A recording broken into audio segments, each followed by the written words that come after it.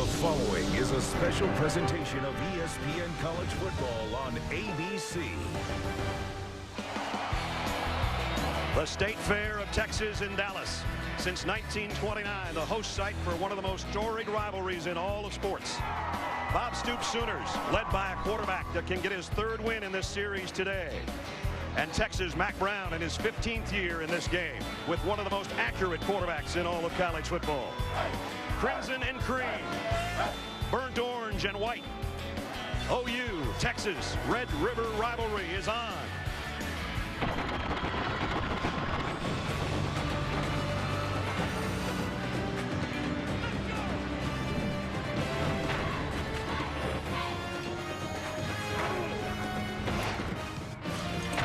And welcome to college football presented by Buffalo Wild Wings for the 107th time.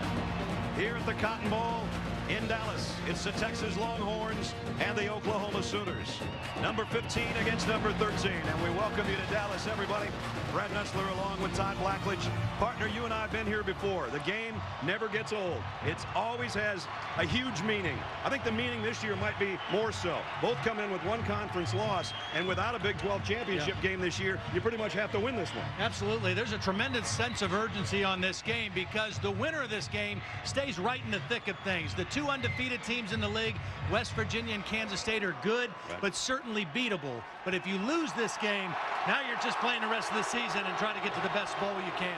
When you go back in the history of this game, and especially as the Longhorns take the field, the matchup between Bob Stoops and Mack Brown teams, there are some definite trends in this series. There really are. I mean, the playmakers in this game this year are pretty balanced. So what trains the game over the last several years are two things. Whoever runs the ball more effectively and whoever takes care of the football more. Never more in doubt than last year. Texas came into the game. They were forced into 5 turnovers, and 3 of those turnovers, Oklahoma turned into touchdowns by their defense. That swung the game. It was a huge blowout on the favor of Oklahoma. So running game and turnovers really tell the story in this matchup. As Mack Brown told me yesterday, this is a feel game. Somebody's going to feel good. Somebody's going to feel bad. This presentation of college football presented by Buffalo Wild Wings continues after this message and a word from our ABC stations. Number 13, Oklahoma. The Sooners come out. They've won the last 2 in this series. And when these two teams get together, it's always oh so special.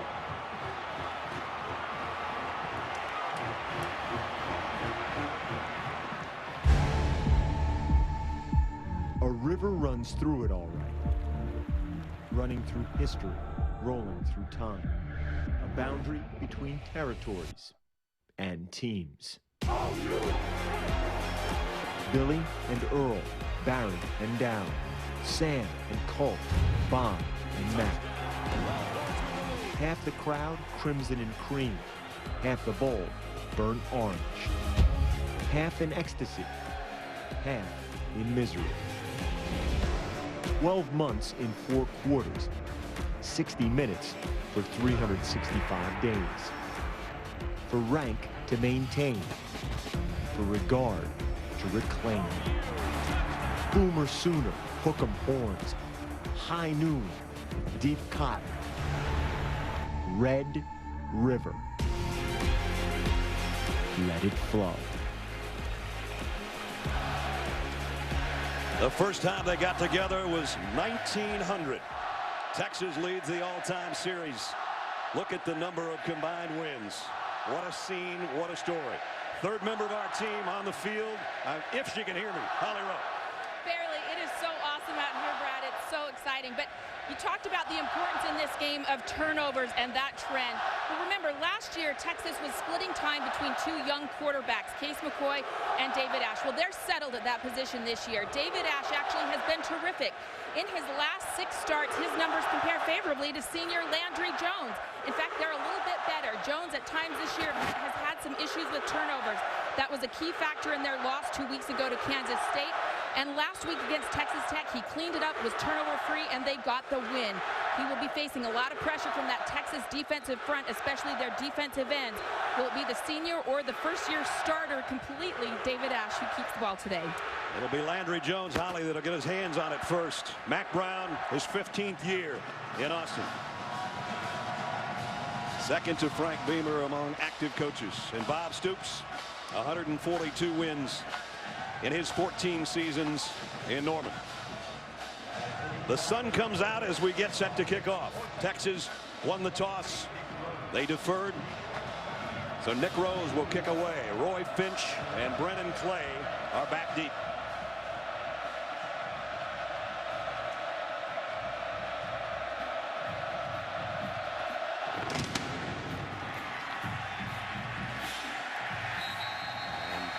Of the back of the end zone and out to the 25 come the Sooners. A sensational career. It's amazing that people can criticize this young fella. He's got 100 touchdown passes and 32 wins. A win today, and he passes Steve Davis, the legendary Steve Davis from the 70s, as the all-time winningest quarterback here. Well, and he's won 2 times in a row in this rivalry. The last 2 years against Texas, he's played brilliantly. Last year, threw for 367 yards and 3 touchdowns in this ball game, and he'll want to get off to a good start. I think the biggest challenge for Texas's defense, though, is immediately to defend the run, because that's where they've been hurting here recently. Damian Williams in the backfield will get the toss on the first play. And Williams only got about 2 yards before he's dragged out of bounds. Let's take a look at our impact players, brought to you by Chick-fil-A. Damian Williams, the #1 tailback now. Justin Brown, transfer from Penn State. Big kid with big play potential. And Tony Jefferson, defensively, is a guy that'll take your head off back there in the secondary. He's their leading tackler. Oklahoma still in that no huddle, Brad, but not going as fast this year as they have the last couple years. Here in a pistol set. Williams behind Jones. Play action. Wide receiver screen, and Texas blew that screen up. Carrington bottom. Wow, that was well played. A lot of Oklahoma's throw game happens within 5 yards of the line of scrimmage. They like to get the ball out quick and let their playmakers make people miss. Quick snap. Jones on 3rd down, down the middle, and completes. And it's a first down. Trey McGuire, the freshman, pick up a 15. Now here they go with some tempo. They get the first down of the game, and now they get up and want to go a little bit fast. They fake the stretch. Jones throws on the run, and he throws a strike across midfield, complete to Kenny Stills. They love the stretch play. That's their favorite run play, and it's their favorite play action. They faked it right there and threw quickly to Stills for another first down. Into Texas territory on the opening possession. Now Williams hit at the line, knocked backwards. Going to lose a little bit. Kendall Thompson with a tackle, along with Alex Okafor. This Oklahoma offense still has a lot of talented players, but they've not had the big plays this year. Coming into the game, only 13 offensive plays of 20 yards or more.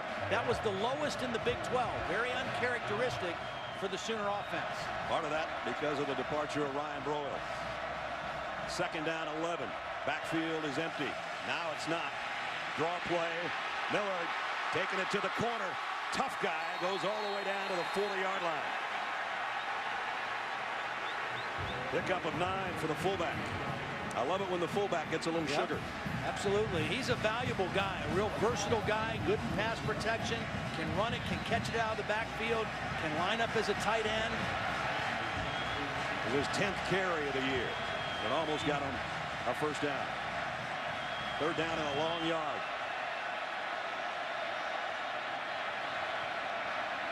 Birds in the backfield with Jones. And he's going to run it all the way. I don't think they've run a quarterback draw in 2 years.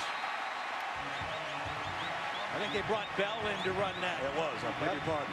The Bell dozer, we normally see this around the goal line, not so much in short yardage. He stays in there. He can throw, but normally it's this. Got a nice block out in front, but he's tripped up. Good job by the defensive line of Texas and Dorsey. Now Jones comes back in, and we got a Longhorn down. That's Steve Edmond, the middle linebacker. They are already hurting at linebacker position. Jordan Hicks Their key guy is out again. He's missed the last couple weeks. Manny Diaz's defense has had some problems at the linebacker position. Edmond in there in the middle, Kendall Thompson in there in place of Jordan Hicks. They've tried Dalton Santos, number 55, who may be coming in now for Edmond, but that's been the one area defensively where they've struggled. Now, they've played the last 2 weeks, 2 outstanding offenses in West Virginia and Oklahoma State, but their linebacker play has really hurt them in stopping the run game. Todd said their last 2 weeks they faced, at the time, the #1 offense in the country. That's kind of tough against the defense. And without your leader, you know, I mean, Jordan Hicks was not only a great player and a tackling machine, but he was kind of the old head of that defense and could get everybody lined up in the right spot and make sure everybody was on the same page. And they're missing that a little bit right now with their defense. Mac Brown looking on, his defensive stalwart in the middle, getting up very slowly. And he's going to have to be helped to the sideline.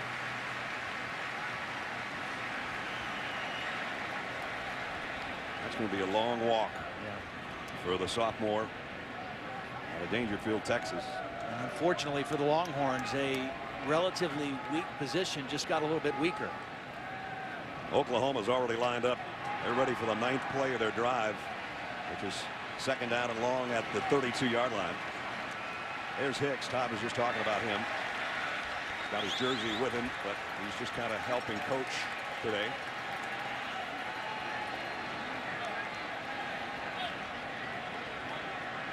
And Edmond almost to the sideline. As you can see, the Sooners are chomping at the bit here because they've got great momentum going on their opening drive.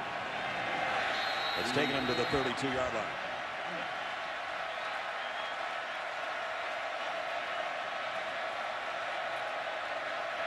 Everybody looks to the sideline. Now we're set, 2nd down and 8.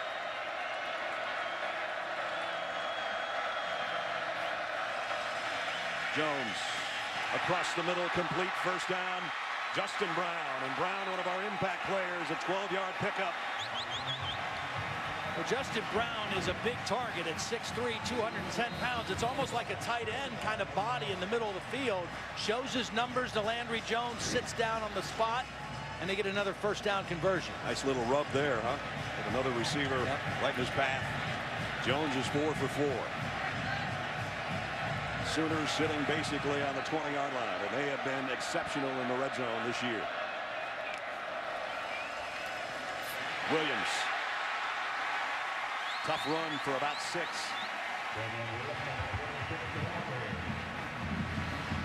Again, on that play, because Oklahoma has shown 3 and 4 wide receivers, Texas tried to get away with not having an extra linebacker on the field. They went with a dime defense, 6 defensive backs, and they were still able to run for over 5. Now they've got Santos in, number 55. He's a freshman. He played against Oklahoma State a couple weeks ago and had some issues, but he's going to have to step up. There's your red zone numbers. Very impressive. Williams dropped for a loss on this one. That's how you stop the run. You get penetration from your defensive line. You've got some issues at linebacker, some injuries. Your defensive line has to step up, get penetration into the backfield, and log jam things. 3rd down. One of the linemen for the Sooners limping out, so Tyrus Thompson's going in, I think, to play left tackle. Wayne Johnson. That was Bronson Irwin, actually, that limped out. 3rd down and 9. Texas sneaking up there like they may blitz.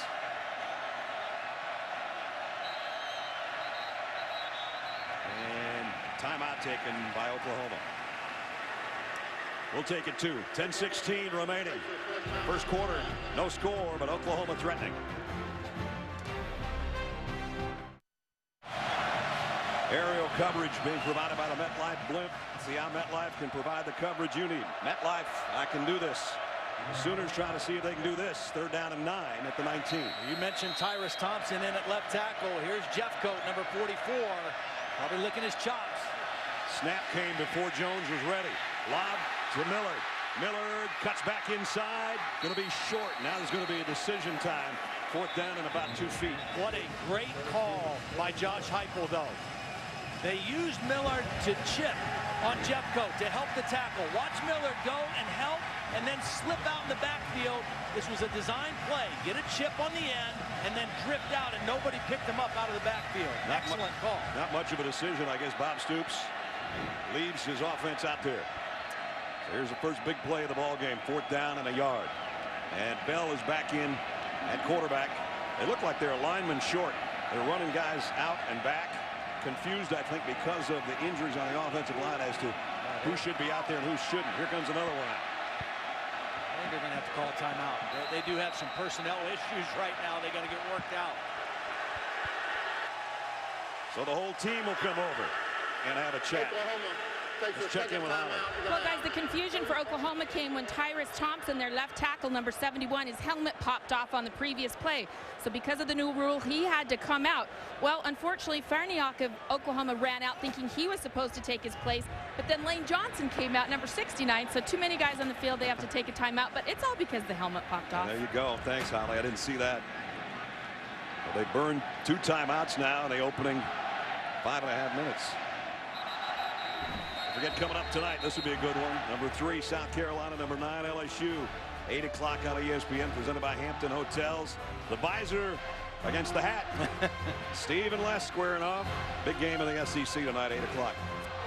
Yeah, the question I have is, will South Carolina be able to play at a similar level as they did last week at home? It was kind of a perfect storm against Georgia. I think LSU is going to rally tonight and play really well. Blake Bell, the Belldozer, in there at quarterback. And this is usually where they utilize him. You know, last week against West Virginia, Texas. Number 71's helmet came out on the previous play. He must set out for one play. Tried to sneak back in after the timeout. Now he's going to come back out. Yeah. Last week against West Virginia, the Texas defense held the Mountaineers to 3 for 12 on 3rd down, but they were 5 for 5 converting on 4th down. Really was a story of the game last week.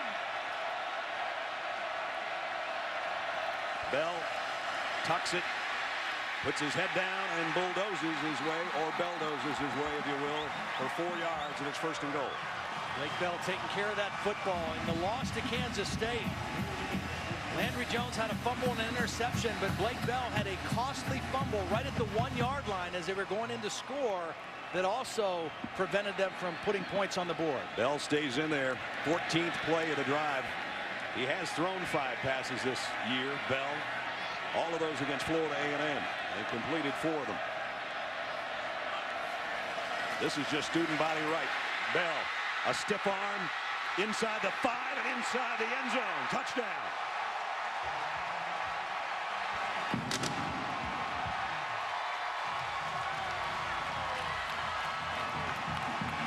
Blake Bell's 4th rushing touchdown of the year, and Oklahoma strikes first.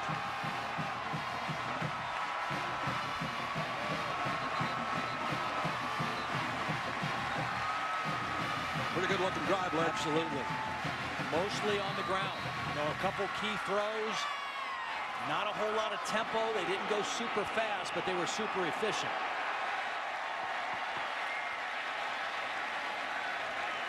Michael Honeycutt in for the point after. Whoops. That was a bad-looking everything, and Texas has got a chance. Quandre Diggs going the other way. Texas score.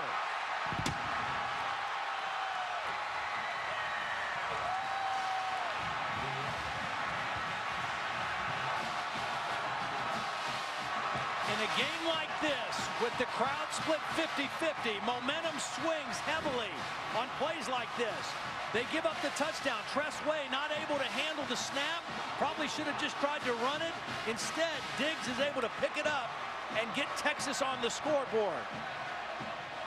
Quandre Diggs for the 2 points for the Longhorns. That's a crazy score. Halfway through quarter number 1, 6-2 Sooner. ESPN's College Football on ABC, brought to you by Buffalo Wild Wings, wings, beers, sports. Hyundai. Go online and show your loyalty to your school at HyundaiShowYourLoyalty.com. And UPS. Let UPS put the power of logistics to work for you. Nothing like having some big plays in the opening 6 minutes and change. Oklahoma leading 6-2. Botched extra point that Quandre Diggs took 90 yards the other way for a 2. But it was an impressive opening drive, 75 yards in 14 plays. Landry Jones was 5 for 5 for 45 yards, and then Bell, the guy standing in front of him, did the rest on the ground. High cut to kick. Short kick. Taken way up at the 13-yard line by DJ Monroe. Monroe, nice little move to pop it out to the 29 as Todd brings us back to the touchdown. Well, first of all, Tyrus Thompson finally got his helmet squared away, and they got him as a tight end. Then you got a pair of fullbacks that are going to lead this play out. Aaron Ripkowski, 48. Trey Millard, number 33. They just got a lot of bodies on the right side behind a 250-pound quarterback. They outnumbered him, and then they outmuscled him to the end zone. So we see David Ash for the first time coming out for the Longhorns offensively. He's been sensational as far as his accuracy this year. 78% completion percentage. Been really good on first down. They've thrown very effectively on first down. Marquise Goodwin in motion to the top of the screen. First offensive snap for the Longhorns, and it's tipped and incomplete. Corey Nelson got a hand on the ball. David Ash played this game a year ago, but he wasn't as polished as he is right now, Todd. Yeah, I mean, he was splitting time with McCoy. Neither one of them looked like they had a handle on the position. He made some bad decisions, made some bad throws. A completely different quarterback this time around. There's Case on the sideline. Holt's little brother. Second down 10. And he's going to keep it. Nobody out there for help, and he's going to lose 4 yards. Tony Jefferson, one of our impact players that we talked about for Oklahoma, makes an impact early. Speaking of impact players, brought to you by Chick-fil-A. Take a look at Texas. Jonathan Gray, the freshman, I just had this feeling he's going to have a breakout game. Jackson Shipley, much like his brother, always big in this matchup. Okafor and Jeffcoat, those two defensive ends, Holly talked about him in a pregame. They can apply a lot of pressure on a quarterback. There's a lot of pressure on this quarterback right now because it's third down and 13. And as much as you want to stay on the field, David Ash has to be very smart here. Very difficult situation. 4 receivers out there. He's hit as he throws. Incomplete. R.J. Washington hammered Ash as he was trying to wind up to throw that football. Well, the Oklahoma defense dominated that possession. They got the tip pass on first down. They got the loss of yardage play on second, and they got the quarterback on the ground in third. Alex King is going to have to punt it away. So a 3 and out for the Longhorns. Justin Brown back deep as a punt return man. He might have a shot at this one. He will from the 20. And only got about a 2-yard return. Nice coverage down there by the Longhorns. 54-yard punt.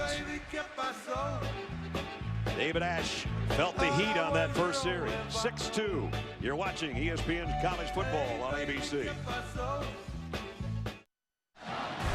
College football in high definition is presented by Vizio. Sooners take the field at the 22-yard line. Midnight madness last night. A little bit of madness here at the State Fair, Texas. Today, 6-2 early. Landry Jones in at quarterback. I mentioned he was perfect on the last drive. 5 for 5.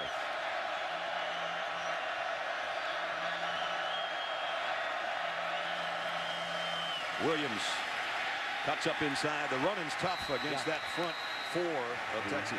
You know, the thing that both of these defenses present to the other team that they've not seen is strength inside. That time, excellent pressure on the inside by Ashton Dorsey. Forced that run to go back the other way, and they got the tackle behind the line of scrimmage. But both Oklahoma and Texas are stronger at the defensive tackle position than any other team in this league. Jeffcoat, who made that tackle in a stand-up spot at right defensive end there on second down and 11. Williams is going to empty the backfield, and a quick slant complete. Justin Brown again, his second catch. He's hard to bring down. I mentioned big fella. 6'3", 209 pounds. Very quick read by Landry Jones. I mean, you talk about this guy's experience. He's seen everything. He's seen every defense, every coverage, every kind of blitz. That time he saw Diggs, the corner, on a blitz. He recognized it right away, threw right out to the voided area where the blitz came from to bring up a third down and manageable situation.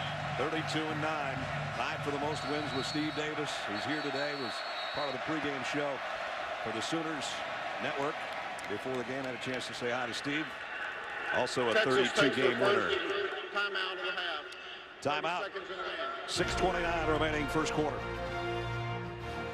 A month ago, you thought the Texas defense was pretty stout.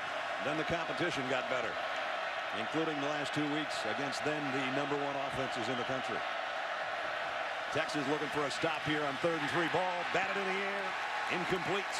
Brandon Moore, I think, got a hand on it, and so they did get the stop. Yep. Well, when you play a team that throws the ball as quickly as Landry Jones in Oklahoma, you're not going to get home on sacks all the time, but you can still get your hands up in the passing lane and make plays, and that's exactly what Moore did, and they got the big stop on 3rd down. So Tress Way to punt. And the other end, Quandre Diggs, set to receive. Texas thinks they can get a block punt in this game. They worked a lot on it Thursday. They bring in the heat. They got close. Diggs is going to have to let it bounce, and it's going to roll down inside the 25 to about the 22-yard line. 49-yard kick. Let's take a look at this week's BCS standings, brought to you by Allstate. These would be the mock BCS standings because they haven't come out yet. But Alabama would be #1. Oregon, South Carolina playing tonight against LSU, who's in the #8 spot. Notre Dame, it's as high as they've been in a long, long time. Georgia rounds out the top 10. My top 5's a little bit different than that. We're going to see that later, aren't we, Todd? I think we might unveil it. Jonathan Gray, the freshman, who was one of our impact players in the lineup for the first time. They fake the handoff to Goodwin, and Gray gets a carry. Plows his way up the middle for 4. This kid, everybody thinks is going to be awfully special, and probably sooner rather than later. Well, he's got a body that doesn't look like a freshman. He's 210 pounds. He's solid. Got great speed. And he has an awareness of the game. There's a maturity about him. Pretty special. They'll try him again. This time only about a yard on the inside. Going to bring up 3rd down at 5. I talked about the inside tackles of Texas and how disruptive they can be. Same thing for Oklahoma. Again, Texas's offense has pretty much had their way with everybody this year, but they've not faced a defensive front as physical, particularly on the inside, as the Sooner defense. Jay Johnson in the lineup in the backfield with Ash.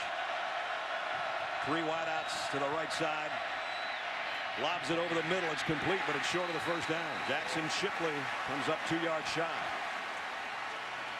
I think the biggest difference in the Oklahoma defense this year, with Mike Stoops back with his brother as the coordinator, is they have eliminated the big play. They have played much more solid, particularly in the back end of their defense.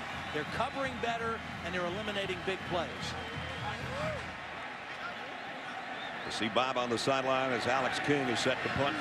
2nd straight 3 and out by Texas. Good kick. Justin Brown's really got to travel to just get to this one, and then he has to let it roll, and that is going to put Oklahoma in a tremendous hole. Some great matchups in this series. A lot of us don't remember 1958, and then some of us do. Former Sooners quarterback, now Texas coach Darrell Royal led the Longhorns against Bud Wilkinson. Texas slowed down the powerful Oklahoma ground game, escaped with a 15-14 win. That would mark the first of 8 straight wins for Texas. And during that losing streak, Bud retired, and Darrell Royal cemented his legacy. Yeah, I have to say, I have absolutely no recollection of 1958. I don't have much, but I have some. No one else working this game has any recollection of a lot of things. They're going to spot it just inside the 5. It was a 65-yard punt and roll. Williams so far hasn't been able to get anything going on the ground. for the Sooners. He's had 5 carries for 1 yard. They fake it to him, and Jones throws, and he overshot Millard, his fullback, who was open.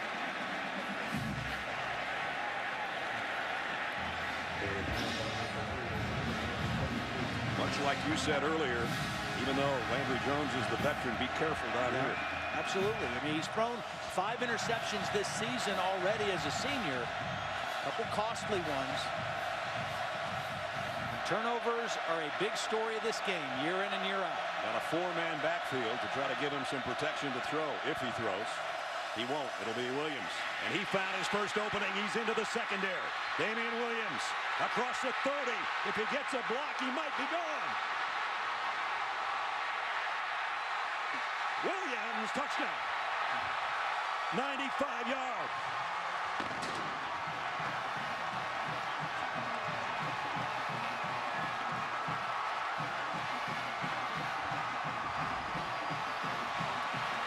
His average just improved. Yep. And that has been the problem for this Texas defense all season. Coming into the game, they have allowed 35 runs of 10 yards or more. That's worst in the Big 12. That one was a whole lot more than 10. The wide receiver's got some great blocks out there for him, and his longest run of his life, as Honeycutt comes in for the point after. That extra point is good. Well, they caught the Texas defense perfectly because, first of all, Millard is going to get a block on DeMarco Cobbs, and Kenny Vaccaro, their safety, is going to blitz from the outside and run right by Damian Williams. He runs right by the tackle, and then he's already into the second level. Justin Brown with a nice block, and watch this block by Stills, the other wide receiver. Brown, the first wide receiver. Stills with the block that keys it to be a touchdown. Perfect call at the right time for the Oklahoma offense. And then not only is he packed into that body, 208 pounds, but he's got speed to burn.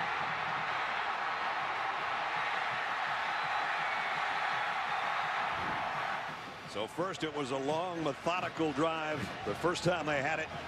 And then it was a quick strike, 2-play, 95-yard drive. All of it was that guy. And the methodical drive you can kind of live with because you can make adjustments. That's the one that kills you if you're a defense. Yeah. Because, again, coming in, Texas's defense, way too many explosive plays they've given up. You have a chance to get a stop, flip the field, give your offense good field position. Instead, you're down 2 touchdowns.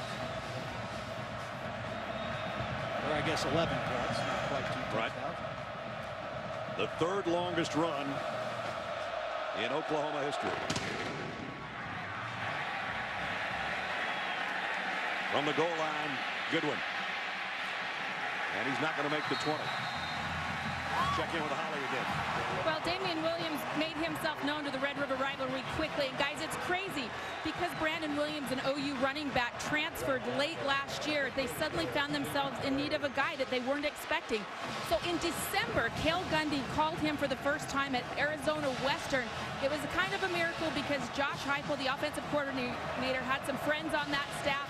Things just seemed to fit, and Damian Williams grew up in California with Kenny Stills, some of the other Sooners. He quickly felt at home, and boy, now he's really feeling home here in the Cotton Bowl. Boy, that's for sure. 4 minutes, 4 seconds remaining first quarter. Texas has got to get something going on offense after a couple of 3-and-outs. Bergeron will get the carry here, and only got a yard. Casey Walker, defensive tackle, made the stop. I think it's vital that they at least get a first down. Absolutely. Absolutely. I couldn't agree more. They've got to get some kind of momentum going offensively, let their defense rest a little bit, get some corrections made on the sideline, get themselves and their crowd back in this game.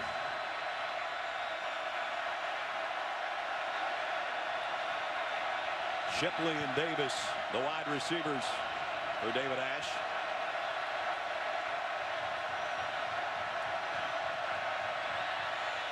Play action on 2nd and 9. Again, he just sort of lobs it out there to Roberson. And Roberson got near the first down. Still 3rd down coming up. Yeah, good play, though, because at least they've got a manageable 3rd down situation now. And coming into the game, second best in the country on third down, the Texas offense converting 58%. But this is the first one they've had that's been relatively manageable. Oklahoma State, the #1 team in that capacity. Is Major Applewhite, co-offensive coordinator, former quarterback for the Longhorns. Third down, 4. They're going Wildcat on this third down and 4. With Gray in there to take the direct snap. Gray not going to get it. And the ball came out at the end. Was it blown dead? No, it wasn't. Oklahoma's got it. Tom Worth, the middle linebacker. And things are really going haywire for the Longhorns.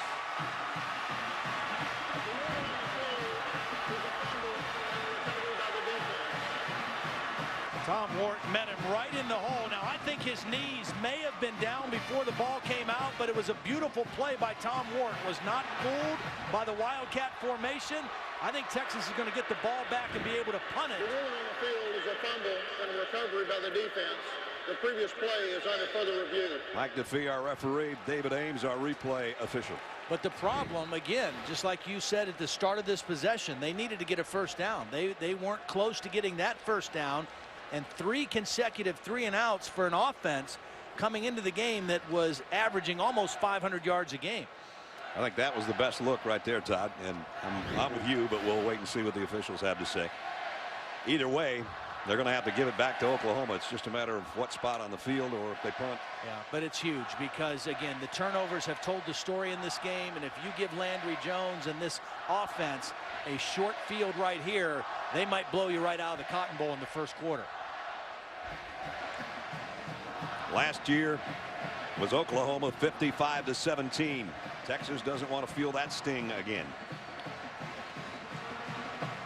And again, in that game last year, the Oklahoma defense forced 5 turnovers. Oklahoma only had 1, and 3 of those turnovers were returned for touchdowns. 1 interception return, 2 fumble returns by the Oklahoma defense, and the blowout was on.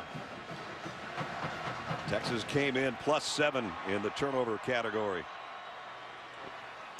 They don't want to start losing that battle.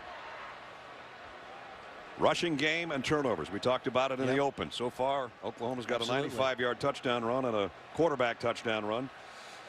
And again, we wait to see. The ruling on the field was a fumble.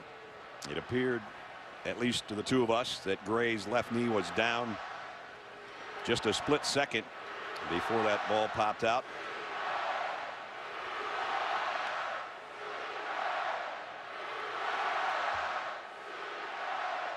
Oklahoma leading 13-2. The 2 courtesy of a bad snap, a botched extra point by Oklahoma that Quandre Diggs took 90 yards in one direction. So we've had 2 of the longest plays in the history of this series in the Cotton Bowl, a 90-yard 2-pointer and a 95-yard run. And here comes the call. After further review, the runner was down prior to the ball coming out.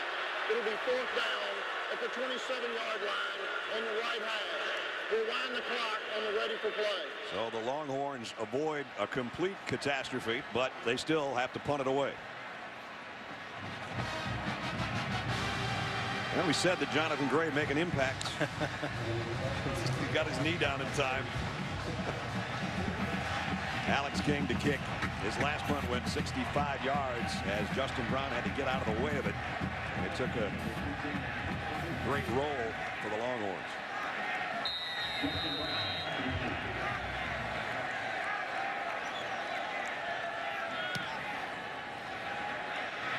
Brown from the 20. Made the first man miss. Got a nice return of about 15 and hit the bench on the sideline. Those benches don't give much. 54-yard punt.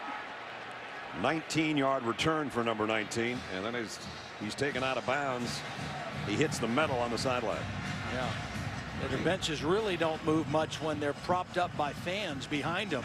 They got big fans blowing on the sideline over there that are holding those benches in place. Ooh. Still pretty good field position for the Sooners. Nice return. We got a coach down too. I did not see that the first time. We'll check on that while The Sooners take over with great field position, 38-yard line, only with 177 total yards. Williams, who has a bunch of that, won't get any there. Lost a yard. Jeff Coat, the defensive end, made the stop.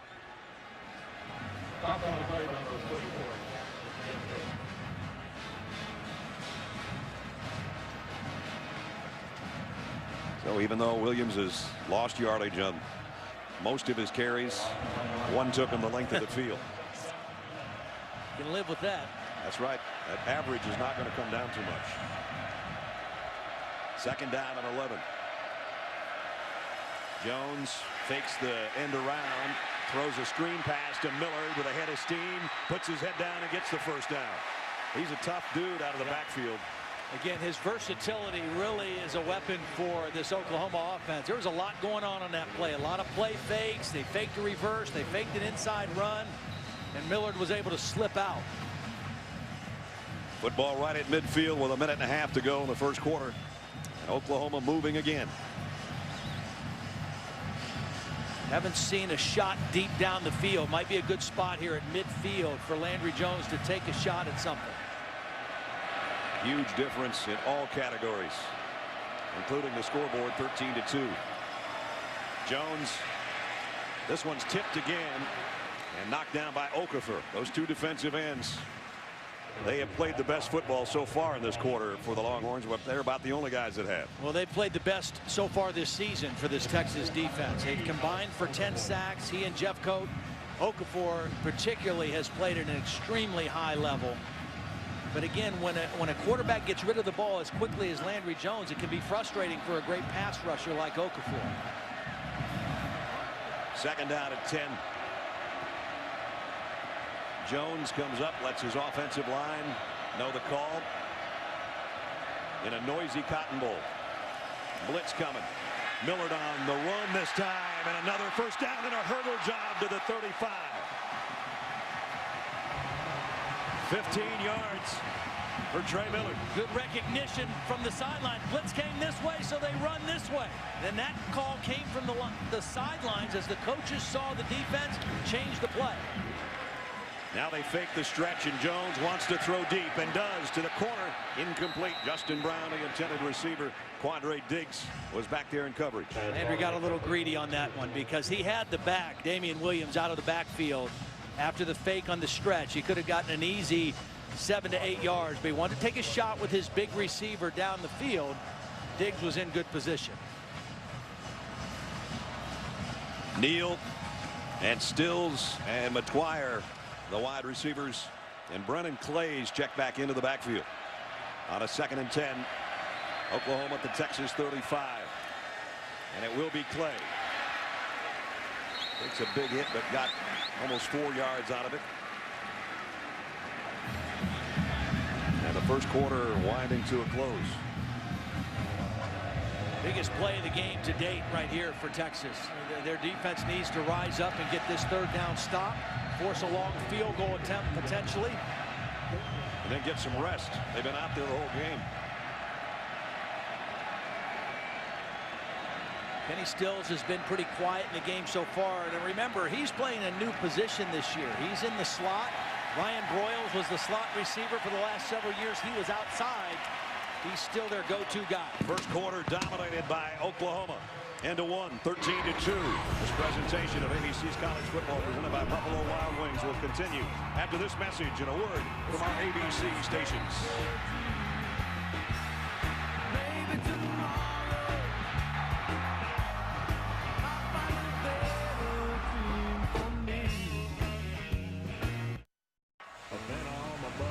We're playing in Texas, but the Sooners actually have a shorter trip to get to the Cotton Bowl. From Norman, it's 190 miles. From Austin, it's 197 miles. And it's crimson and cream and burnt orange and white, right down to 50. Yep. Thanks, Todd. Pretty cool scene. 129th time we've played this one here at the Cotton Bowl in Dallas. Since 1929. They started in 1900, and this is number 107. See, they went with the motion to see if it was man or zone. Texas showed their hand as man. Now they changed the play. Jalen Saunders just became eligible this week. Kenny Stills on the catch. Saunders is one of the receivers out there, and inside the 20, pick up a 15.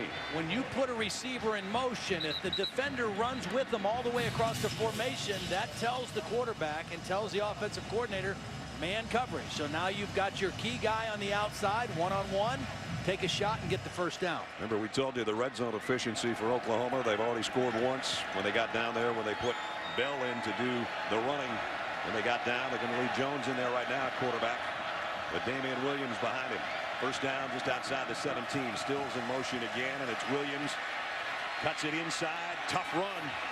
Got it down to the 10. See, this is what he's given them. I mean, we saw the burst on the long run, but where he has really benefited them is running between the tackles. He's kind of a downhill runner. So even though the stretch zone play is still their favorite play, they'll run some inside power stuff with him because he's a pretty physical finisher of runs. We mentioned he's lost yardage on a few plays, but that 95-yarder keeps the average pretty impressive, as you just saw. Try him again. Williams hit short of the first down. Going to bring up third down and pretty much third down at 2. Well, this is Belldozer time. You know, what we've seen earlier in the game with Bell is we expect to see him in this part of the field, but they kind of changed up and put him out there in the middle of the field on short yardage and then kept him in for the next play. We'll see if they convert here, if he stays in the game. 10th play of the drive. 3 out of 5 on their third down conversions. Got the extra fullback in there. Bell on third down at 2.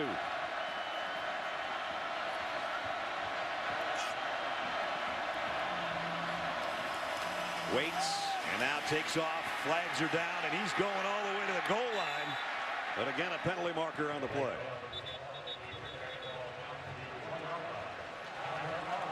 They outnumber you on that side. Offside. Defense. Number 74. Lined up in the neutral zone. That penalty's declined. Result of the play. First down. So they take the play, obviously, to the 1-yard line, the 1-foot line, actually. They put an extra offensive lineman on that side of the formation, lined up in the tight end position. And then they've got that big fullback Millard leading the way and a 250-pound quarterback. And until you prove you can stop it, I'd keep running that way. Run to the right behind all those guys and see if Texas can stop you. So far, they haven't. Can Bell get his second touchdown of the day? Heading to the corner. Yes, he can. Touchdown, Sooners.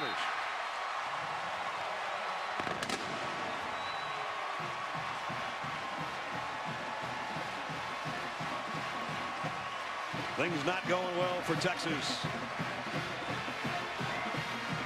Bell with his second score on the ground. Very efficient offense today for Oklahoma. They showed signs of it last week against Texas Tech after struggling in the home loss to Kansas State. They had a week off. They looked really good last week in Lubbock. They look even better today against the Longhorns. That win in Lubbock was over the then #1 defense in the country, 41-20, and now they're putting 20 on Texas with a long ways to go in the second quarter. Flags down on the extra point.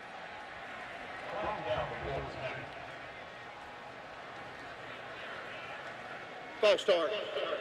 Kicking team number 68. 5-yard penalty. Retry. Officially the first penalty of the game because the others have been declined, so it's going to be a little bit trickier extra point.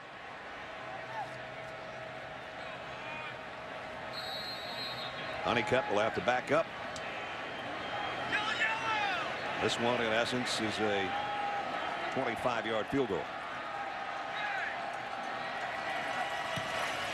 Still good.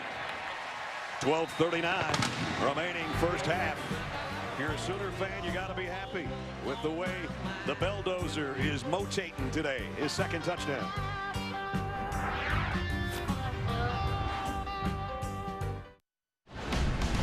Let's take a look at our Pacific Life game summary. Basically dominated this football game by the Sooners. They had 1 3-and-out. The rest of the time 75, 95, and 62-yard touchdown drives. 239 yards of offense in the game so far for Oklahoma. 10 first downs. Texas has still yet to make a first down. They need a spark in a big way. Texas offense has run 9 plays for 14 yards and 3 and outs. Still waiting for a Longhorn first down, as Todd said, from the 2-yard line. Goodwin trying to get to the outside, and he's unceremoniously taken out of bounds. Flags down. We're going to add 15 added on to that. Best play that they've had so far. Yeah. A 15-yard penalty.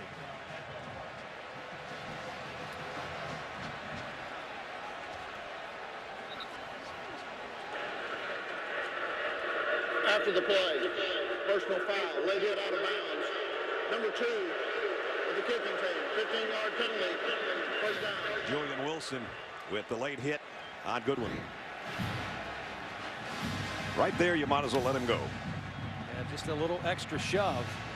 There was one that was close on Justin Brown on the Oklahoma sideline that didn't get called, but that one did. That one was right into the coaching staff at Texas. That might have something to do with it. Let's see if the Longhorns can get anything going on offense. Good starting field position at the 37-yard line. And nothing there. Loss of a yard. McFarland with a hit on Gray as we check in with Robert Flores for the first time today. Robert? Hey, Brad, it's a Taco Bell studio update. It has been a rough start of the season for the Auburn Tigers. They are trailing Ole Miss 14-0 after C.J. Johnson recovers this in the end zone. And they are now trailing 14-7 second quarter to Ole Miss. The good news is they got a spot in SportsCenter's Not Top 10 this week. Got to have a bright spot in there somewhere. 2nd and 10. Jeremy Hill's in the backfield with Ash. Wants to throw a screen. I guess not. He came across the middle instead. McFarland dropped it. Well, I don't think McFarland was expecting the ball. You're right. There was a screen being set up to the right side. McFarland was just kind of running a clear route to help the screen, but he's got to know the quarterback may come to him at any point. Now again, a 3rd and long. We talked about Ole Miss. This offense had 676 yards against Ole Miss in Oxford a few weeks ago. I wish they were still there. Texas maybe wishes they were playing Auburn. 3rd down and 10.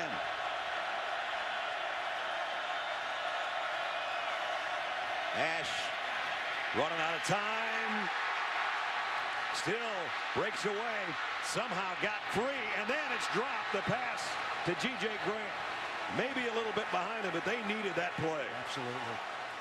I mean, I don't know how Ash got out of the sack to begin with. I mean, he's a strong guy, 6'3", 225 pounds. David King had him wrapped up. And this was going to be another negative play, a punt. Somehow he gets out of it. And you're right, it is a little bit behind the receiver Grant, but Texas has to find a way to come up with that play. Busiest Longhorn today is this guy. Alex King to punt.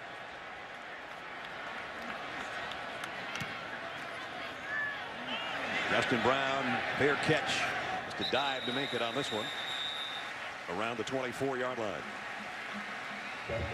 Right now, all Oklahoma with 11:29 to go in the first half. You're watching ESPN's college football on ABC.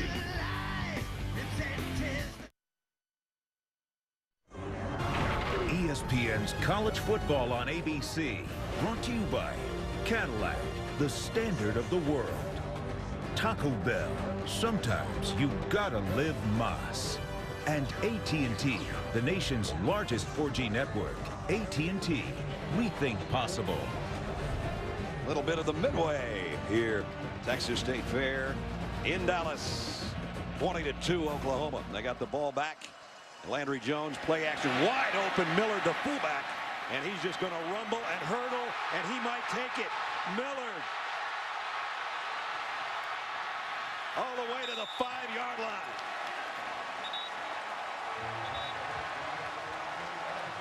How many big plays is this kid going to make in one game? Unbelievable. I mean, Millard does a great job. He slips out unaccounted for. I think the middle linebacker, Steve Edmond, lost track of him. But watch the shoddy tackling. I mean, this should be about a 10-yard gain. Instead, it's another gash-type play against this Texas defense that results in a touchdown. Basically a stiff arm and a hurdle job all at the same time. Now, against Texas. How about this? Half the distance to the goal. First down. How about this? To add insult to injury, Texas gets a penalty because one of their players was by the sideline and an official ran into him running down the field. And so not only do they give up the big play with their defense, they get a penalty on their sideline as well. Ooh. Longest pass play for Oklahoma this year. 73 yards, plus the penalty to the 2-yard line. And now guess who's in at quarterback? And guess where they're going? Blake Bell, same spot. Not this time. Texas stops him at the line of scrimmage. I gotta believe that Oklahoma has in their goal line package with Bell a play similar to what Florida ran with Tim Tebow when he was a freshman, where he catches that snap, takes a couple steps towards the line, then drops back one and throws a little jump pass. I would guess it would be wide open if they would go to that. 2nd and goal.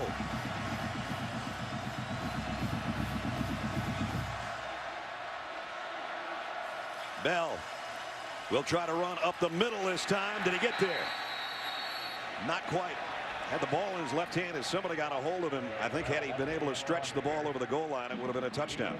Tried to break their tendency that time. They've run right. That time they ran the counter back to the left side away from the extra blockers, and Bell was almost able to get it in. 3rd down and goal. Inside the 1.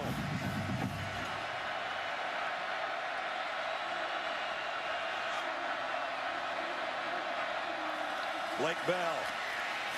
Ring up another one. Touchdown.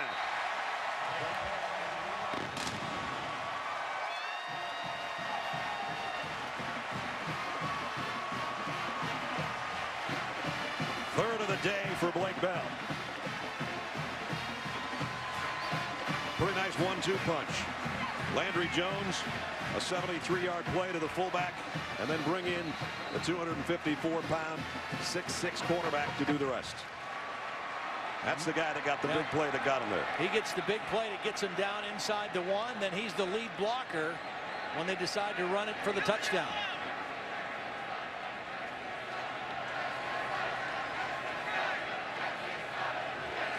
Doesn't look like that missed extra point earlier is going to matter, does it? 27-2. 9:41 remaining first half. 77-yard march, 73 of it right there. Trey Miller got him close. Blake Bell got him in for his 3rd score of the day.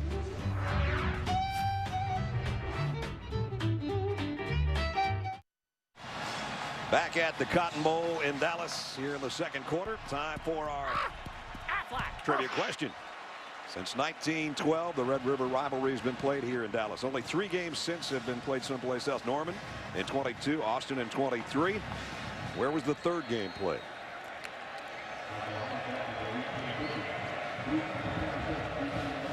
This one, Bevo is going to lose patience here soon if the Longhorns can come up with some offense. Honeycutt's kick. Marquise Goodwin's about 6 yards deep, and he's going to take a knee as we check in with Robert Flores. All right, Brad, here's what's happening on SportsCenter right now, brought to you by HP. Number 6 Kansas State, short touchdown run from Colin Klein. They lead Iowa State on the road 10-7 2nd quarter. Duke University 5-1, off to their best start since 1994. They now lead Virginia Tech 20-7. Jordan Bias the pick 6. Blue Devils looking good. Boy, could become bowl eligible for Duke. 12 plays, 14 yards for Texas offensively. And you see what Oklahoma has done. Ashok play action. Throws incomplete, intended for Shipley. David King got up there in the air, may have altered the throw a little bit. From the very first play of the game, there's been somebody coming right at the face of David Ash. And for the entire season to this point, he's had a pretty clean pocket to work out of, especially on first down play action. But Oklahoma has really been able to get in his face today, and consequently, nothing going for the Texas offense. Texas' longest play so far on the day, 5 yards. 4 wide receivers here on 2nd down and 10. They fake the fly sweep, and they're going to go deep down the left sideline. Caught. Finally, something positive. Mike Davis with a catch. You have to win some shots down the field because Oklahoma loves their corners. Aaron Colvin is their best cover guy. They trust him in man coverage. He's in perfect position, but the throw was beautiful by Ash over the outside shoulder, away from Colvin, 1 foot down. I mean, that's the way you have to beat bump and run man coverage. You've got to throw accurately against tight coverage. First down, pickup of 31 to the Oklahoma 44-yard line. Now back to an I backfield. Joe Bergeron on the tailback. They fake it to him. Ash wants to go deep again. And this one's intercepted at the 15-yard line. Aaron Colvin. They went after him twice. The first one they got him. The second one they didn't. You talk about a cornerback having a great cornerback has a short-term memory loss. That's exactly what happened. He gets beat on the fade. He comes back and reads the quarterback. It's slightly underthrown by Ash. Under pressure, and watch Colvin slip inside a good one on the underthrown ball and make the pick. Colvin's 2nd interception of the year, 2nd straight week that he's had one. His interception last week was right at the line of scrimmage on a corner blitz. He stopped, went straight up in the air about 40 inches and snagged it. That one was just as pretty. There you see Mike Stoops, the defensive coordinator, on the sideline. Mike told us before the game, we may not be great at any spot, but we're pretty darn good at all spots on his defense. Just proved it there. Takes away any kind of scoring threat that Texas might have had here with 9 minutes and 7 seconds remaining first quarter. They can go to the ground game as much as they want right now with a 27-2 lead. Williams, and his helmet comes off at the end of the play. So that'll bring him out for 1 play at least, and Brennan Clay will go back in there.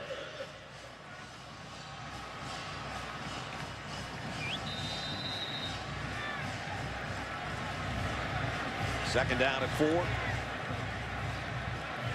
Bob Stoops, who has the edge over Mac Brown in this all-time series. These guys have been squaring off for 14 years. Clay hit at the line, bounced off for a yard maybe. Reggie Wilson in on the tackle. Well, I'm impressed with what I'm seeing so far from Oklahoma. I thought coming into this season they had a great chance to make a run at the whole thing, the national championship. I thought Bob Stoops and Mike Stoops would coach with a chip on their shoulder after last year. I thought Landry Jones would play with a chip on his shoulder. They're doing that here again today, as they did last week. That Kansas State loss, I'll talk about it in a minute after this play. They let some things get away in that game. They're down at 3. Millard in the backfield. Jones is going to fire on a slant. Got Justin Brown. Big gain, and he breaks away. Again, bad tackling, and now a face mask at the end at the 50. That'll be 15 more on top of a pickup of 28.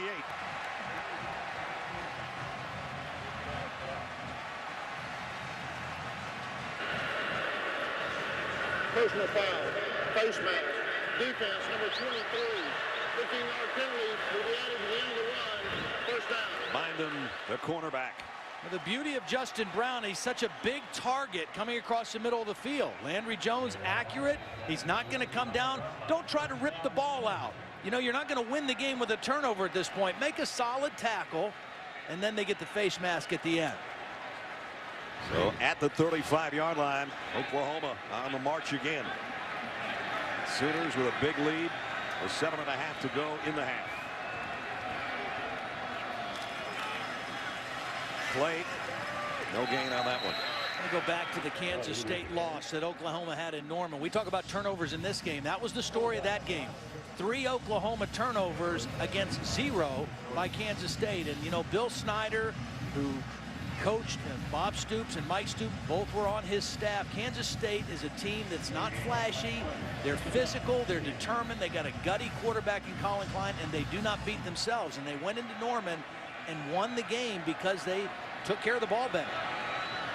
See a 4-receiver group here for Landry Jones in the pistol with Williams behind him. And on first down, the quick throw is a little bit high. Millard, the intended receiver. And Steve Edmond, the middle linebacker, was covering number 33 on number 33. Yeah, wide receivers, tight ends, a little more accustomed to getting their head around quickly on an out route like that. Millard coming out of the backfield, a little slow getting his head around. Landry may have thrown it a little sooner than he had to. Third down and 10. They go quick snap here. Jones throws too high for Justin Brown. That's where Landry gets himself in trouble, when he starts drifting in the pocket. He started moving out to the right on that time, and the ball sailed when he threw to the outside. He didn't need to get away from pressure on that play. Stay in the pocket, step into your throw, and make an accurate throw. It's fourth down and 10, but they're out of field goal range for Mike Honeycutt, so the Sooners are going to go for it here.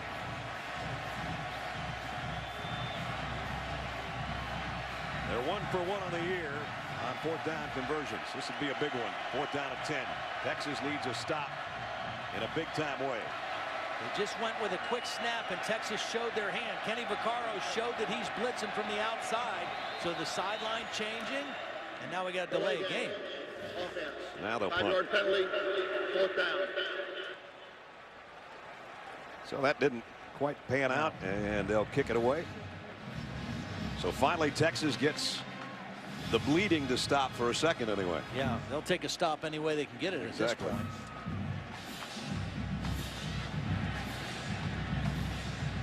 Quandre Diggs, who has the only points of the day for the Longhorns, on a botched extra point that he took 90 yards the other way.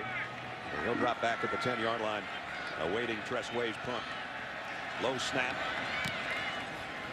Way hits it way up in the air. Diggs just gets out of the way and down at the 1-yard line. And that's Justin Brown on the special teams. He's the punt return guy. And in that case, he's the punt downer guy. Down there is a gunner. Can't do it any better. For a gunner, he's a downer. It's been a downer for Texas so far today.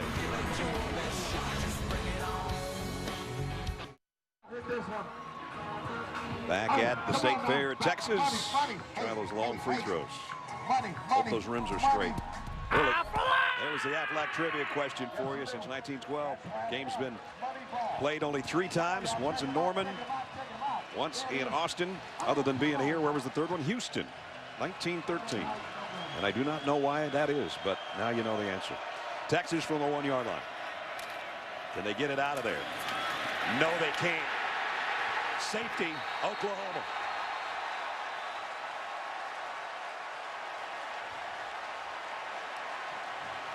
I guess the Sooners wanted that 2 points back. Yes, they did, and they got it. I mean, this is a heavy lineup for Texas. They've got 4 offensive linemen on the left side of the formation, and they get no push. Oklahoma beats them to the punch, not even close, getting out of the end zone. First guy that made contact was Jaden Bird, the middle linebacker, and then he got help from his friends. And as Todd said, they get the 2 points back. And that just can't happen for the Texas offensive line. They've got a center, a guard, a tackle, and 2 more offensive linemen outside of that, and they got no push on that side of the defense. And it gets worse because the Sooners get the ball back on the upcoming free kick. Wow. 29-2. 6:28 remaining in the first half. If this was a NASCAR race, this would be a crash on turn 3. Stage is set at Charlotte Motor Speedway. Brad, Jimmy, Denny sit 1, 2, 3 in the chase. Jeff Gordon's there in the rearview mirror. Bank of America 500 in Charlotte tonight, 7 o'clock Eastern time, right here on ABC. It's kind of cool that you're on a first-name basis with those guys. I'm Brad, tight with Jimmy. those guys. Yeah. Denny. Yep. So Nick Rose will have the free kick coming up. Kenny Stills and a group of Sooners are back around the 35-yard line. Absolutely nothing has gone right for Texas so far. I don't know that I've been a part of a more one-sided half of football since we've been together. I don't know. Yeah. I was talking about an Ohio State Rice game I did a long time ago. I think it was 70-7 when it was over, and I hope that one doesn't get repeated here today. Running play from the 11-yard line. Play found an avenue. Got all the way out to midfield. Got a second here. Let's check in with Robert Flores. All right, Brad, Dr. Pepper 10 conference update. Kansas State looking to start 6-0 for the second straight season, but getting a tight game from Iowa State. Jared Barnett to Ernst Brunn Jr., who stretches and scores, but K-State just scored, so they now reclaim the lead, and we'll continue to update that game. Brad, back to you. That Big 12 game, this Big 12 game is all Oklahoma. Scoring offense, 47 a game coming in, 2 points today. Rushing yards 209, 5 today. You see the rest. Mac is writing a lot of things down there to talk about at halftime, which is 6 minutes and 21 seconds away. Williams wrapped up by Edmond, but not before he got 7 more yards. Damian Williams might be on his way to a 200-yard game today. A lot of talk coming into the game about some of the injury problems Oklahoma has had on their offensive line. They lost 2 starters before the season even started back in August. Ben Haber, their center, Tyler Evans, their starting right guard, out for the season. They lost another backup guard last week at Texas Tech, but well, I tell you what, they have controlled the game so far in the first half here. They lost Nila Casatati too to an ACL, and Williams rolls out to another first down. There's the guys we were talking about that they're missing. The guys they got out there playing today are doing a pretty good job. Yeah, they really are. And that's why I think Oklahoma, even though they're behind Kansas State and West Virginia in the standings, 2 undefeated teams, I still think they're the best team in the league because of their strength on the offensive line and defensive line. I don't know if those folks are going out to get a corny dog at halftime or if they're just going out to get out of here. Mostly Texas fans in their burnt orange as Williams again 7 more yards. There's the scene outside the Cotton Bowl. That's not a good scene. Again, it might be just going out to get a beverage or something deep fried. Right now Texas can't tackle Damian Williams. They do stretch it out and run him out of bounds, but he got 9 more yards. Well, this is a tired, discouraged, frustrated Texas defense that's out there right now. They're trying to roll some new guys in, but they can't get off of blocks right now. I mean, Oklahoma's not doing anything fancy. They're just running basic running plays and just gaining 5 to 7 yards a crack. I don't blame them for being tired. They've been out there as long as you and I have been up here. First down, back in the red zone, 17-yard line for the Sooners. Play action. Jones fires outside wide open to the 5 is Justin Brown, and it's 1st and goal. See the difference on that throw on the deep out route for Landry Jones when he plants his feet and throws as opposed to when he drifts out of the pocket. No need to. You got protection, set your feet, throw on time, and another first down. And they go quick count. 1st and goal from the 6. Williams got it to the 3. Bell still on the sideline. He's got 3 scoring runs already today. And again, quickly, Oklahoma comes up to the ball. 2nd down and goal. Williams. And he's close, but short by about a foot. Again, we see the versatility of Miller. That time they lined him up as the tight end on the left side of the formation. I mean, he has had a big-time impact on the game, mainly as a blocker, and I'll pretty much guarantee he'll be the lead blocker for Bell on this one. Out of Texas Longhorn down. I think it's Reggie Wilson, defensive end. And so play stopped here with 3:46 remaining in the half.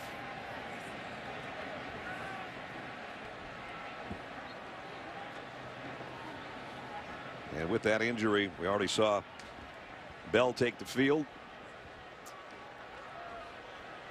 Oklahoma 29 2. And Ledge, you said a couple minutes ago, you and I have been doing games a long time together. I don't think I've seen this lopsided a half.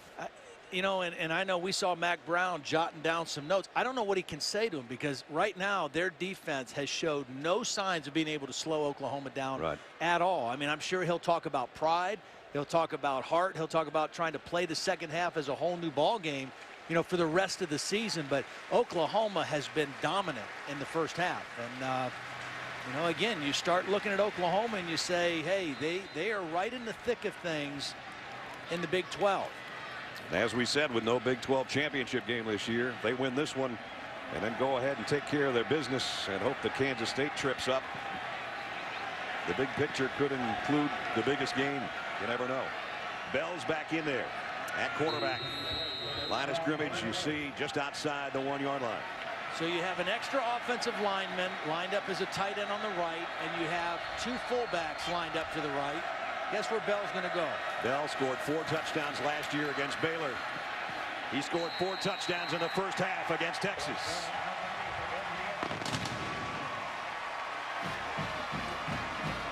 Now the celebrations in the stands are even a little bit muted.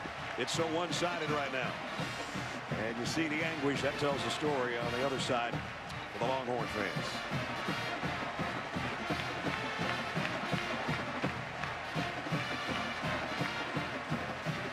Four touchdowns on the ground for Blake Bell.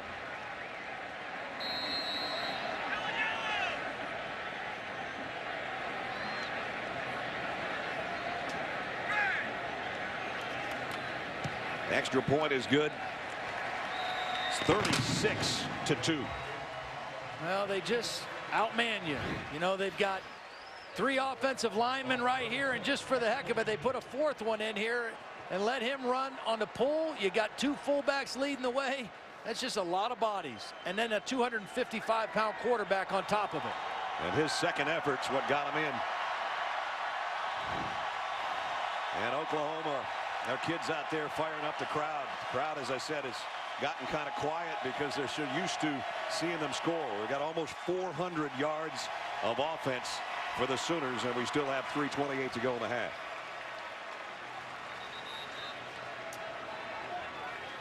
Last year, 55 points in a 55-17 win. And you see the yardage. Today, they really haven't even need the turnovers. They got that interception. Yeah. Every time they get their hands on it, they take it the length of the field or whatever length they have to. And when Texas offense can't do anything, 1 first down, that's why you have 36-2.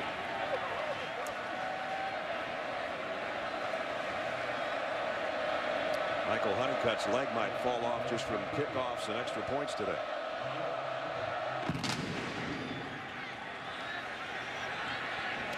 And again, Texas will take a knee and start from the 25-yard line. 6 teams in the top 25, highlighting our Saturday night's coverage on ESPN's family of networks. 6 o'clock on ESPNU. Florida looking to remain undefeated. They take on Vandy at 8 on ESPN. It's number 3. South Carolina, number 9, LSU. And at 9 on ESPN2, the Vols meet number 19, Mississippi State. And on ESPNU, it's number 22, Texas A&M. Look out for undefeated Louisiana Tech. It's a lot of action coming up later on. Some tricky ones in there. I think Tennessee's good enough to play with Mississippi State. Pull an upset there.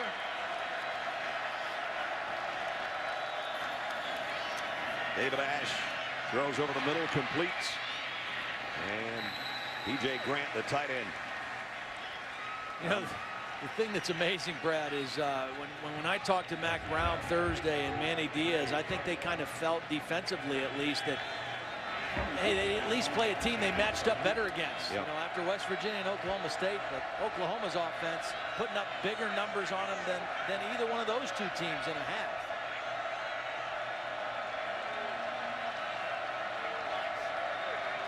Meanwhile, the Sooner defense has just been on lockdown. They gave up 1 play, the long pass against tight coverage. There's Bergeron on a 2nd and 3. Doesn't get it, but he did get a couple. Corey Nelson, the outside linebacker, made the stop. The guys who are playing really well in this first half, I mean, the entire back end, I mean, they're aggressive, they're fast, they play a lot of man coverage. But inside, Casey Walker, Jamarcus McFarland, those guys are really holding their own inside. Jonathan Gray, Wildcat here. He doesn't get it. It's the inside tackle. That time David King moved inside, beat his man, and stopped Gray short of the first down. I mean, the defensive tackles for Oklahoma have controlled the game when Texas has tried to run. There was some thought, I think, in Matt Brown's mind about going for it on 4th and 1. His team wanted to go. Oklahoma was saying, bring it on if you want to. And then they decided they'll kick. Texas held without a first down on 6 of their 7 possessions. And immediately after that one first down, they threw an interception. Justin Brown, line drive kick. He takes it at the 23, dropped at the 25. Good coverage down there. I think one of the most valuable players for Oklahoma in the first half has been Trey Millard. He's lined up as a fullback. He's a lead blocker. He also is dangerous coming out of the backfield as a runner or a receiver. This was on Damian Williams' long touchdown. On Blake Bell's touchdown, he's always the lead blocker. Watch the cut block here on the outside backer. And then running or catching, he's been a valuable asset to this Oklahoma offense. Second time he's hurdled somebody today, too, on that 73-yarder that got him down to the 2-yard line. A minute and a half remaining in the half. Sooners from the 25. High snap handled by Jones, and another tough run by this time Brennan Clay, just running over Longhorns, and he picked up a dozen. I mean, tough run, yes, but Kendall Thompson met him in the hole. The linebacker who gets up a little shaken up on the play, just not able to wrap him up. And we got a Longhorn down. Kendall Thompson. Steve Edmond was shaken up earlier in the game, came back out and has been playing. He just went out a second ago as well in that depleted linebacking core that Todd was talking about. There's Edmond, who just headed to the sideline. You know, see, the problem for Texas is because they've had problems at linebacker, they've chosen to kind of go to a smaller, faster nickel or dime type defense. The only problem is that's smaller guys trying to tackle running backs, and they've had their problems getting the backs, and particularly Damon Williams, on the ground. They've been getting run over in this first half. Speaking of the first half, Cooper Tires halftime report with John and Jesse. We'll have all the day's highlights so far from other games that started as early as we did. Kind of hard to start much earlier than 11 o'clock local time here in Dallas. It was still dark when we were on our way over to the stadium. First down with 1:06 remaining. Jones from the 37 fires out in the flat. Wide open is Sterling Shepard, a freshman that the Sooners think a lot of. And he picks up almost 9. Might be a chance for Landry Jones in this last drive to maybe get a ball in the hands of his newest receiver, Jalen Saunders, number 14. That one's too far in front of Shepard. Incomplete. Stops the clock with 41 seconds remaining. Saunders is a guy who transferred from Fresno State and actually was a very productive receiver out there in that conference. 50 catches, over 1,000 yards, averaged over 21 yards per catch. Just became eligible Wednesday. He will be a factor for them as this season goes on.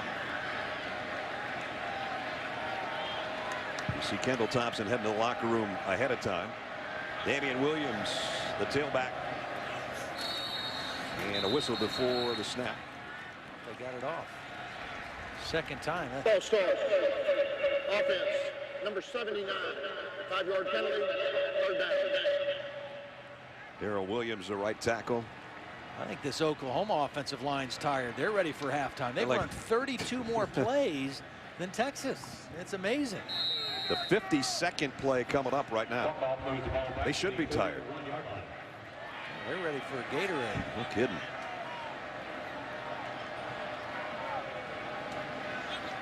They're down at 6 now.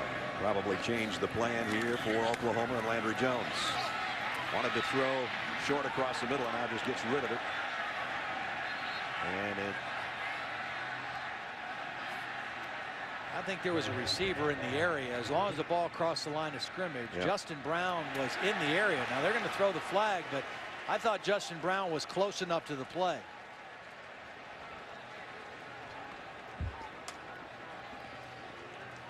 Well, if it's intentional grounding, they have to kick it anyway. I mean, Landry Jones made the right decision. He was going to get sacked. You want to avoid the sack, avoid the negative play. Don't force a bad throw. Just going to be a matter of where the punter stands, regardless of the penalty. Yeah. Intentional grounding. Offense. Number 12. Lost it down at the spot of the foul. 4th down.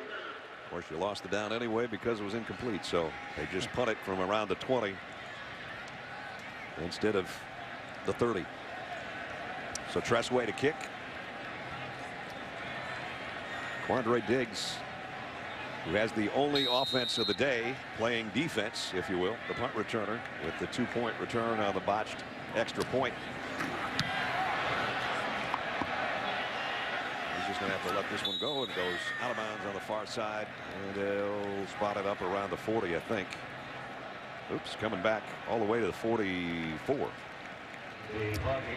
Well, the scene is always beautiful here at the Cotton Bowl in Dallas and the State Fair of Texas, and some of those shots, all of those shots, are aerial coverage provided by the MetLife blimp. See how MetLife can provide the coverage that you need. MetLife, I can do this. I think Texas needs to try to score points here. I mean, there's only 29 seconds, but they've got 2 timeouts. They've got great field position. I think they got to be as aggressive as they've been at any point in this first half.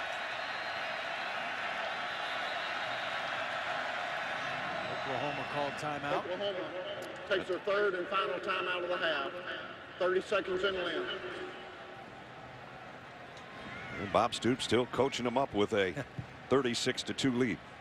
How about that? You got both Stoops. I mean, that's Stoops in stereo. Corey Nelson getting an earful from both. Oh, there they are, the 2 brothers. Mike back after his head coaching stints, Arizona.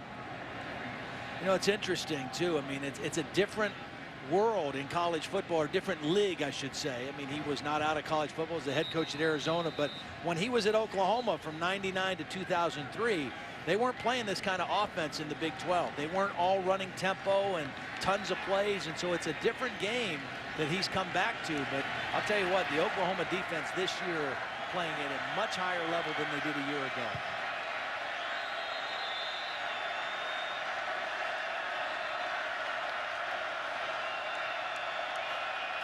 Ash shot first down. Fires deep. Nobody in the vicinity. I mean, nobody in the area code. See, Oklahoma wants an intentional grounding because they say, hey, nobody was in the area of that throw. Why don't we get a flag?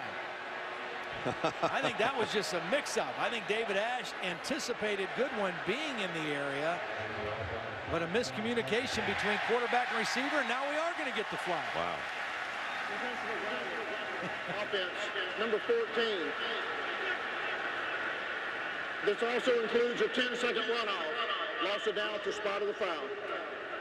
You and I are shaking our heads up here. Unbelievable. You can't have a worse half than this. You can't. Mack trying to plead his case, but now that probably takes away, like you said, go ahead and attack. Well, they haven't taken 10 seconds off because there was 29 seconds, so it should be 19 seconds. Now they've got the scoreboard in here changed down to 12. But I think it's going back. Texas has elected to take a timeout to avoid the 10-second runoff. Okay. Please set the clock at 22 seconds. Well, you get a few ticks back. Yeah. Again, Mack is looking for anything positive, anything to build on to try to get his team to come out and play the second half like it's 0-0. Not necessarily for this game so much as the rest of the season. Yep. So it's third down at 15. Deep ball again, and the closest guy was Marquise Goodwin. And R.J. Washington just leveled David Ash. I mean, this again, you know, we've said it, has been about as dominating of a performance as we've ever seen in the first half of football. I mean, it's a four-man rush. It's not a blitz. They're playing coverage. Oklahoma knows it's pass, but a little inside stunt by the end, Washington, and those hurt, especially when you're losing 36-2. Absolutely. That last play, by the way, was 2nd and 15. So now we do have the 3rd and 15. Ash across the middle, completes it. Bryant Jackson bounced off, got a first down around the 42-yard line with 8 seconds to go. Clock will stop until they reset the chains. Again, Texas has a timeout, or they can spike the ball. Better hurry. I think the sideline called timeout. David Ash was going to spike it. The sideline said, we won't have enough time to do that. We got to call timeout. Now all they got a shot to do is throw it to the end zone. Please set the clock at 7 seconds. So barring a defensive penalty, we're down to 1 play here. This is the deepest penetration by Texas into Oklahoma territory, and it's the first play run, by the way, in Oklahoma territory that's coming up. There's your quarterback comparison, and there is none. And that doesn't count the other quarterback for Oklahoma, who has 4 scoring runs on the ground. Well, Landry Jones, now in 2.5 games in a row against Texas, has really had mastery over this Longhorn defense.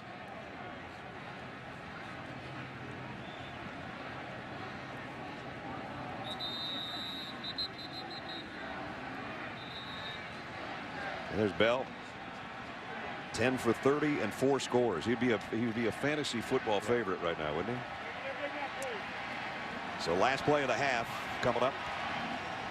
His dad Mark and his twin brother Mike played in Kansas City when I was a member of the Chiefs. Big boy.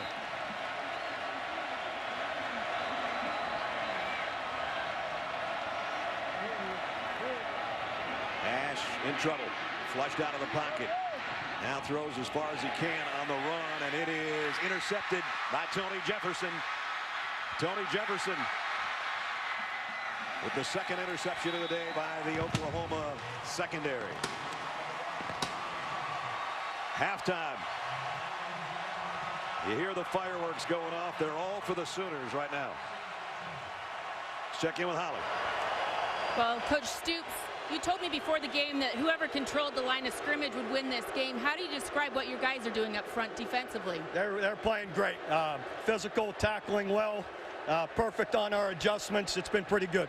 You went to Blake Bell, your belldozer, earlier in the field on that first drive. What do you like about how he's been running the ball? Well, we want to get him, you know, there's some opportunity there even on first down on occasion, so hopefully we can take advantage of it. Thanks, Coach. All right, thanks. Bob doesn't use the word perfect very often. Almost a perfect first half other than a missed extra point. 36-2 Oklahoma as we send it to John and Jesse for the Cooper halftime report. You're watching ESPN on ABC. Crimson and cream, burnt orange and white. OU, Texas, Red River rivalry is on. Bell, a stiff arm, inside the 5, inside the end zone, touchdown. It'll be Williams.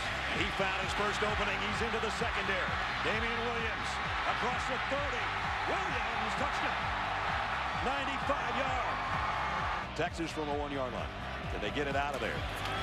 No, they can't. Safety, Oklahoma.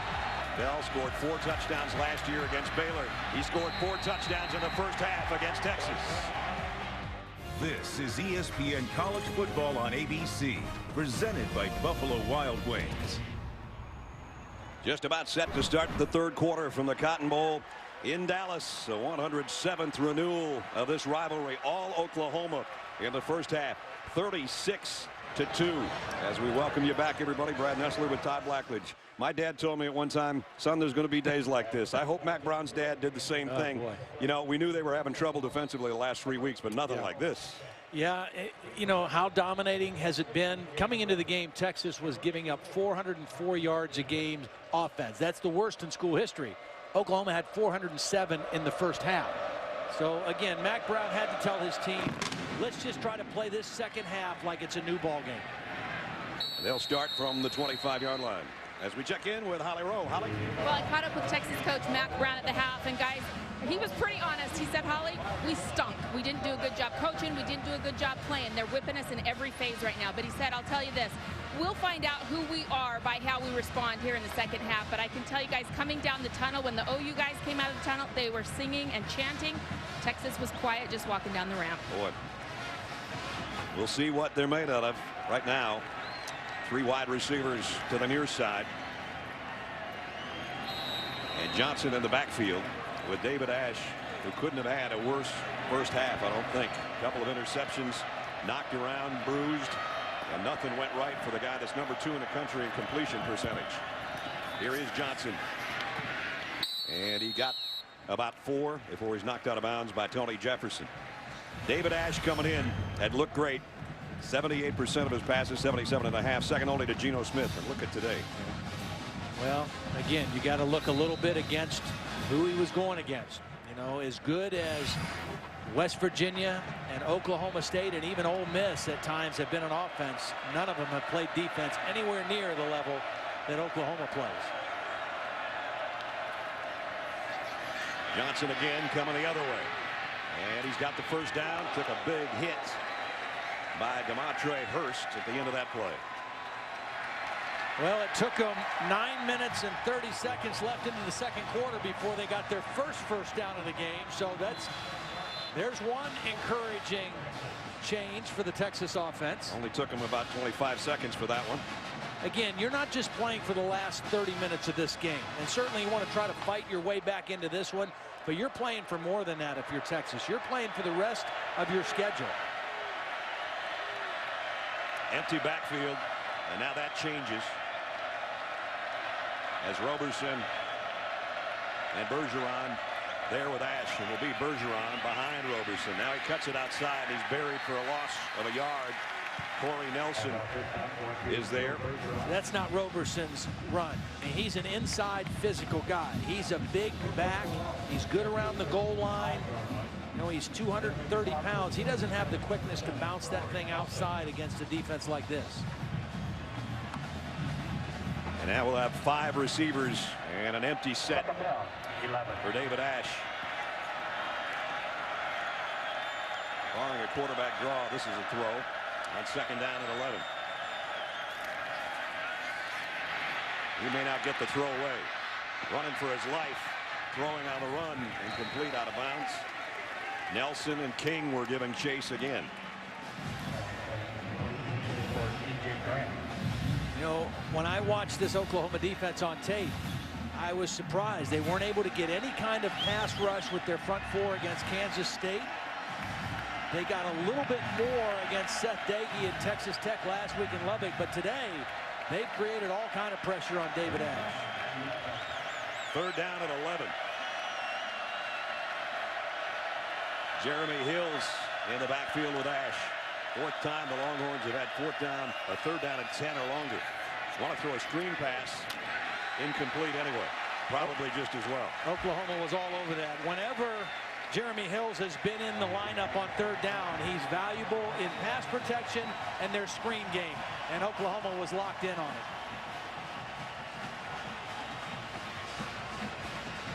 So punting situation, got a first down, and that's all they got. King set to kick. Justin Brown awaits on the other end.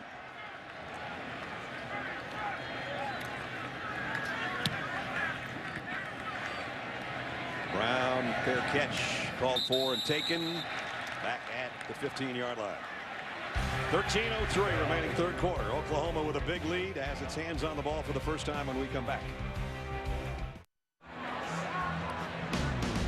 Take a look at our Pacific Life game summary. We'll take you back to our impact players we started the game with, and they have had an impact. Williams, a 95-yard touchdown run, one of 145. Justin Brown's done a good job as a punt returner and a receiver, and Tony Jefferson an interception to go with a couple tackles for loss.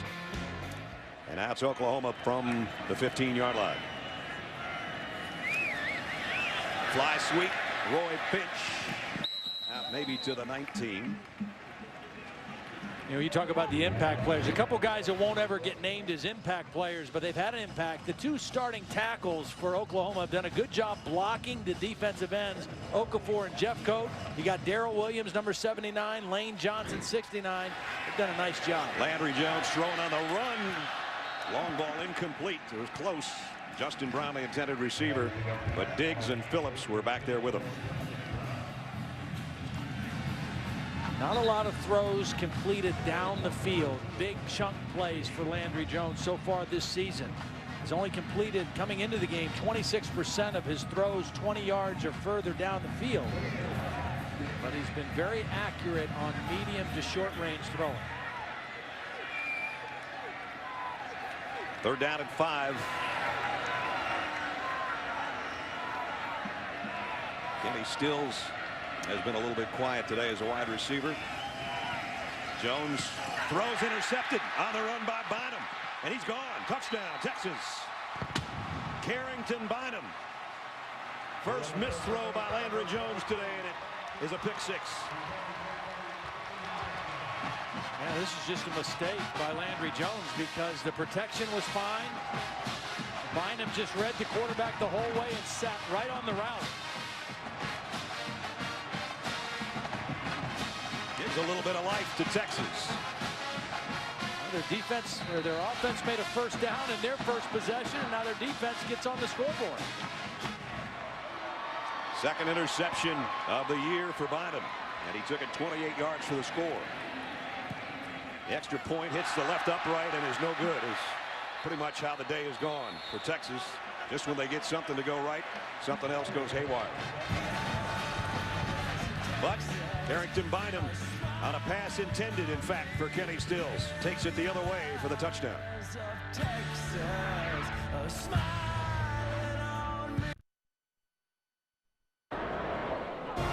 ESPN's College Football on ABC, brought to you by Nissan. Innovation for today, innovation for tomorrow, innovation that excites. Chick-fil-A, we didn't invent the chicken, just the chicken sandwich.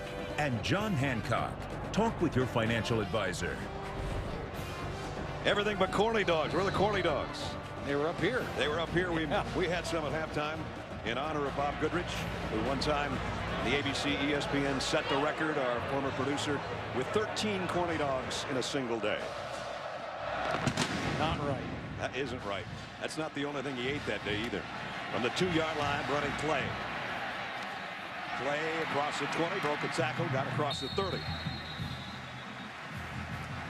Landry Jones just threw his 3rd interception of the season, and Bynum, the cornerback, is reading the quarterback the whole way. But you know what? Kenny Stills didn't help his quarterback very much at all. As he runs the curl route, you want your receiver to come back to the football. He stayed in a stationary position. Bynum slipped underneath. He may have still got the interception, but Kenny Stills could have made a little bit more of an effort coming back to the football. 3rd interception of the year by Landry Jones. And now the Sooners with a full house pistol backfield there. 2 fullbacks and Williams behind Landry Jones. Millard on the move, so they run that way behind those 2 fullbacks, and it doesn't net them much, about a yard. Steve Edmond in on the stop, along with Kendall Thompson.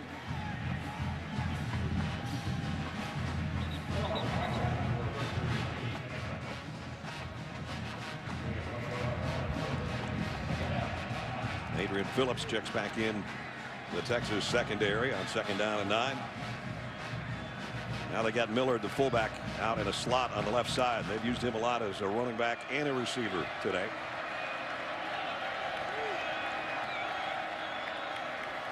Blitz coming on Jones. Quick throw. Too much smoke on it for Justin Brown. Incomplete, and it's 3rd and long. Good coverage by Quandre Diggs. He was right there on Brown. And a 3rd and long. And Texas trying to get a little bit of life here.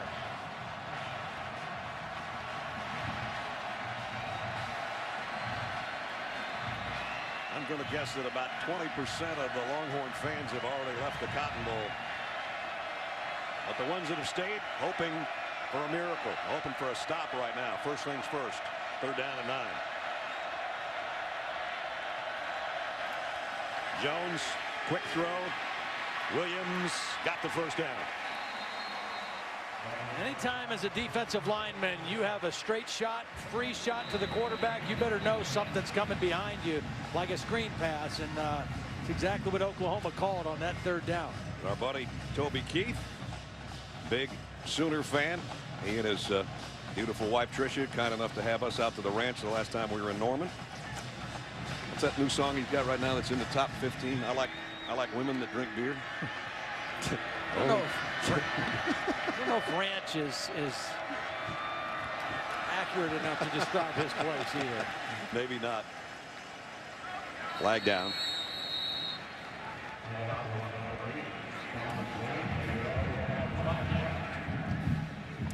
Mike DeFee, our referee.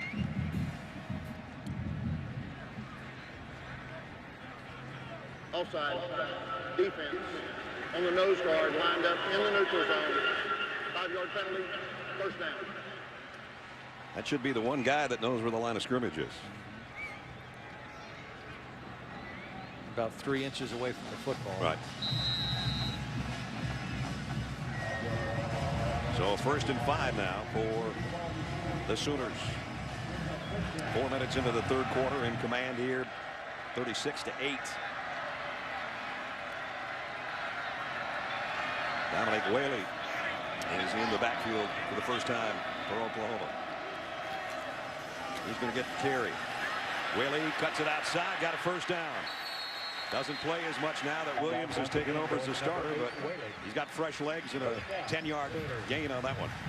Gabe Eichard, the center, is a very athletic guy. They use him in pool a lot. He gets out in front of the plays. Watch the center get out in front of this play to the 2nd level on the linebacker, because he was a starting guard before he moved into center last year when Hayburn got hurt. So he's used to pulling out to the 2nd level and getting on the blocks. First down at the 41.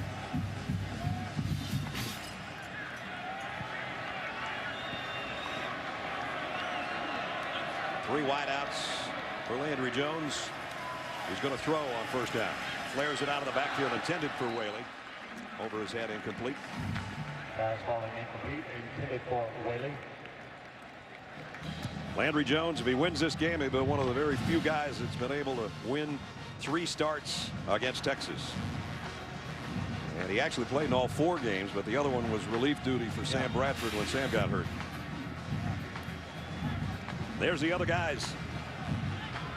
Landry Jones trying to join Jimmy Harris, Jamel Holloway, and Steve Davis. And if he wins this game, he passes Steve Davis as the all-time winningest quarterback in Oklahoma history. Williams pops it into the next level and out of bounds. Another double-digit pickup, 14 more yards for Williams. And when we said earlier he might be on his way to a 200-yard day, he is well in that direction. Again, the linebackers can't get off of blocks. In this case, it's Santos, the freshman, couldn't get off of the block at the center, and another 10-yard plus run. And again, coming into the game, Texas had given up more 10-yard plus runs than anybody in the conference, and they haven't helped themselves on that category today. And Oklahoma's got 7 times the first downs that Texas has right now. They've got another one here, the 26-yard line. Williams, they still don't have him down. He gets 3 more yards. That's 19 carries for 163 yards, a career high.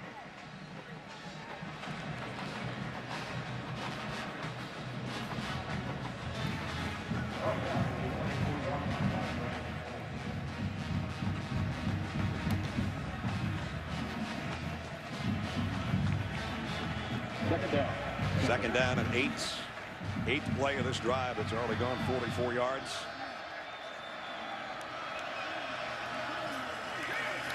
The straight ahead running. Wow. Just bulldozed over Dalton Santos, the middle linebacker, for about 3 extra yards. He's a complete package as a back. I mean, we saw the speed. We saw him have the ability to make some people miss in the open field on his long touchdown run. But that right there, the ability to run downhill, to finish runs in a physical fashion, is what I think has changed the dynamics of this Oklahoma offense this season. Back to the 20-yard line. Red zone has been a touchdown zone today for the Sooners. 3rd down and 4. Bell. He's not going to get this one. Got a couple.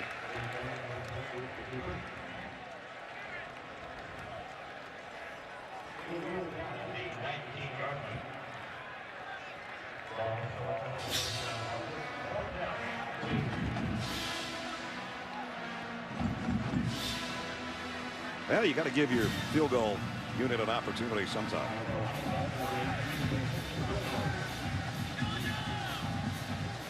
A 36-yard field goal attempt by Mike Honeycutt. Got to make it 39-8, and he does. 7:42 remaining in the 3rd quarter. Sooners strike again. You're watching ESPN College Football on ABC.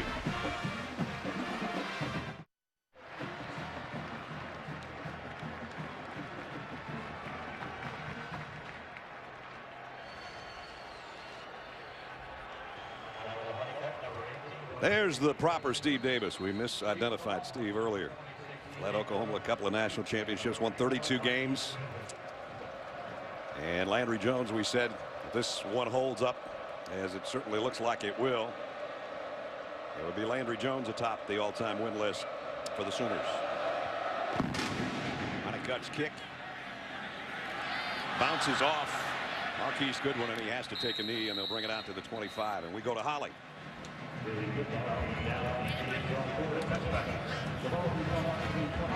Well, Steve Davis, Landry Jones, if this holds up, can break your record. It's been a while. How do you feel about that today? Oh, I think records are made to be broken, certainly, and this is one that you want to see broken. I really am proud of Landry and what he's accomplished under a little bit of pressure and fire.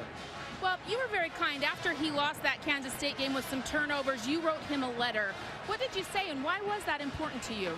Well, I've been where he's been. I've been in his shoes. I know what it feels like, and I've been under that kind of pressure. I've been booed, and I just wanted to lift him up and give him the encouragement and encourage him to be the player that he really is. What was some important advice that you told him going forward? Well, I told him to play within himself, be who he is. The other thing is, I said, go out and play like you're playing for the Artesia Bulldogs against the Carlsbad Cavemen. Go have fun. Well, that's great advice, and it looks like you're having fun today. Even though the record's going down, what a gracious man. Thank you. It's all right. Thank you. Great player, good guy. Done as well off the field as he did as a quarterback on the field after football. Incomplete on a pass to Davis. Really good advice to Landry Jones, too. You know, and I think, you know, why it's so cool that Steve reached out like that is because I think Landry Jones unfairly gets criticized some because of his personality. He's not a real rah-rah kind of guy. Very devout Christian, very keeps to himself. He's a married player. Sometimes people mistake that for a lack of intensity or a lack of competitiveness. You were talking about that.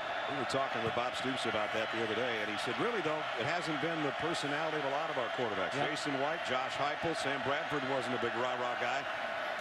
But Landry Jones is going to have the record all to his own about 22 minutes from now. Another drop pass. Johnson this time on a crossing route, and Texas will have to kick. It's the 5th drop for Texas. I mean, you know, it's what can go wrong will go wrong today for the Longhorns, because that probably would have been a first down had he been able to hold on to the ball. Alex King to kick. Alex King's been the best player on the Longhorn roster, I think, today. Get that right.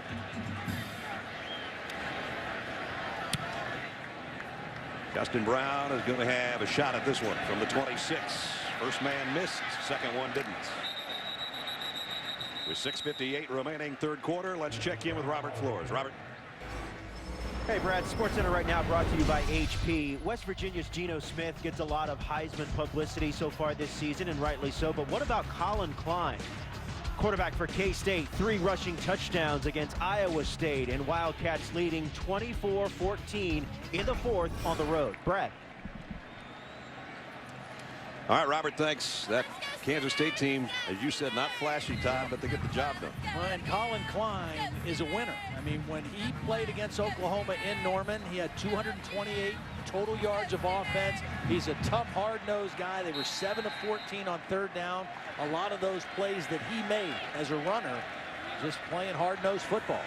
Not flashy, and he's not real pretty all the time, but he's effective.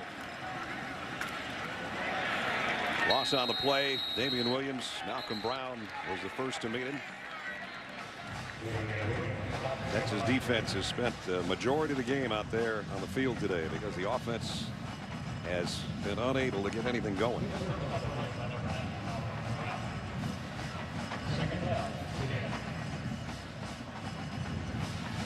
Second down at 10. Jones relays his information to his offensive line.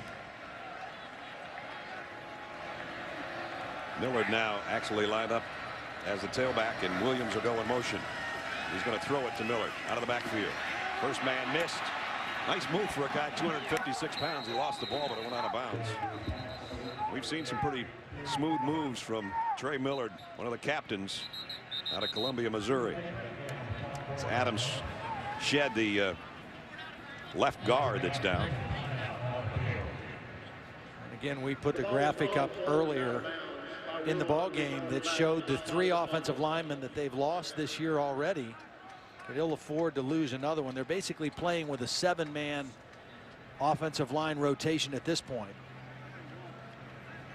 Had a timeout here with the injured player with 6:09 remaining third quarter. At 39-8, Bevo's decided I'm going to sit this one out. Yeah.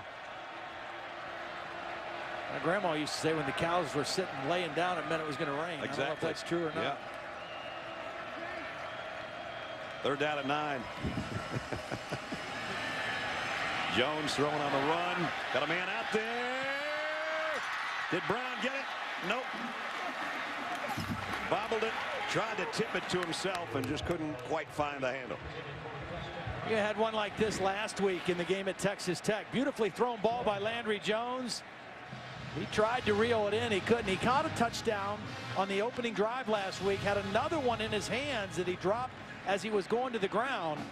Kind of a similar situation here. At the very end, the defensive back got his hand in there. Tried to catch that about 4 times. Yeah. You only get credit for one. Yeah. Tress Wade set the punt.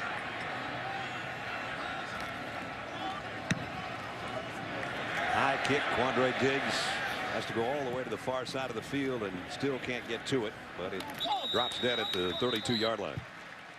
Don't forget, get your NFL Sunday started off right. Tomorrow morning, NFL Countdown at 10 o'clock. Chris and the gang have all the latest news from the stadiums around the league right up until kickoff. Then at 11 on ESPN2, Robert Flores, who's with us today. Matthew Berry and Tim Hasselback give you the information you need to get your lineup set and give you an edge in your leagues with Fantasy Football Now. ESPN and ESPN2 tomorrow morning. David Ash, the sophomore out of Belton, Texas. He has had a tough day. All 3 wide receivers to the near side, and now Mike Davis goes in motion. On first down from the 31. Swing pass. Oh, what a collision out there on Jonathan Gray, courtesy of Corey Nelson. Well, the reason that you pull a lineman out, in this case Josh Cochran at right tackle, is to get a piece of somebody. Oh. Corey Nelson ran right by Cochran and right into the face of the running back. Corey Nelson definitely got a piece of that. Jonathan Gray. Bergeron comes in. Gray goes out. Marquise Goodwin to the top of the screen. He's been a quiet receiver, but I guess they all have today for Texas. Goodwin doesn't have a catch. He's trying to go to him. He's not going to get a chance, I don't think. Well, he got the safety valve to his tight end. Somehow sidearmed that thing to Greg Daniels. And it's first down, Texas. Well, we saw him elude a sack in the first half, but not able to connect with the throw. Another time he gets away from a sure sack You see the strength of David Ash in his upper body and makes the throw for completion.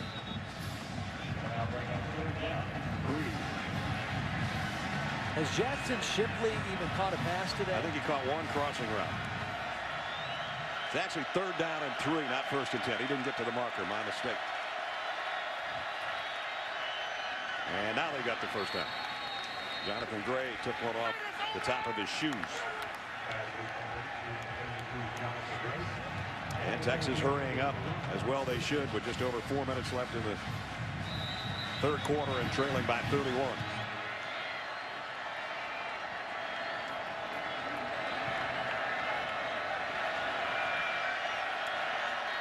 From the 44, play action. And now Ash is going to run with it all the way. Gets 10, 15, balls out. Fumble, Oklahoma football. Another Texas turnover, 2 interceptions by Ash, and now a fumble.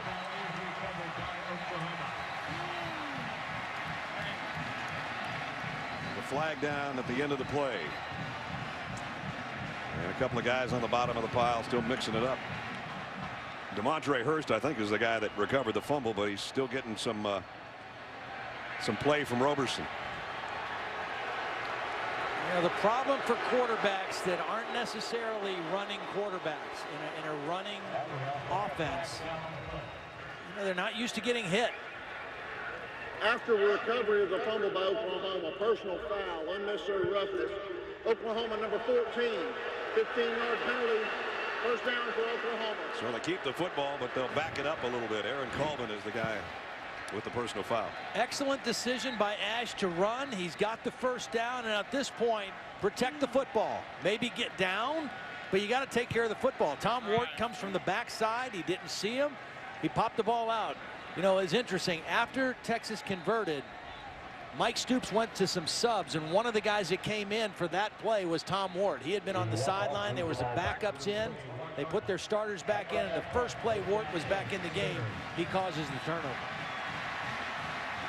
Again, Colvin, he gets his leg caught in the pile, and he's trying to get out of there. And I don't know if he maybe kicked somebody to try to get his leg free or whatever, but that's the personal foul that backs it up to the 21-yard line. Play fake. Miller, the intended receiver, on just a little bootleg shot put pass. It's incomplete. Well, we talked coming in. The 2 determining factors in this series over the last several years: who runs the ball better, who takes care of the ball better. That's who wins the game, and certainly it's playing out in this one. That'll just extend that whole theory to next year, the way it's going right now.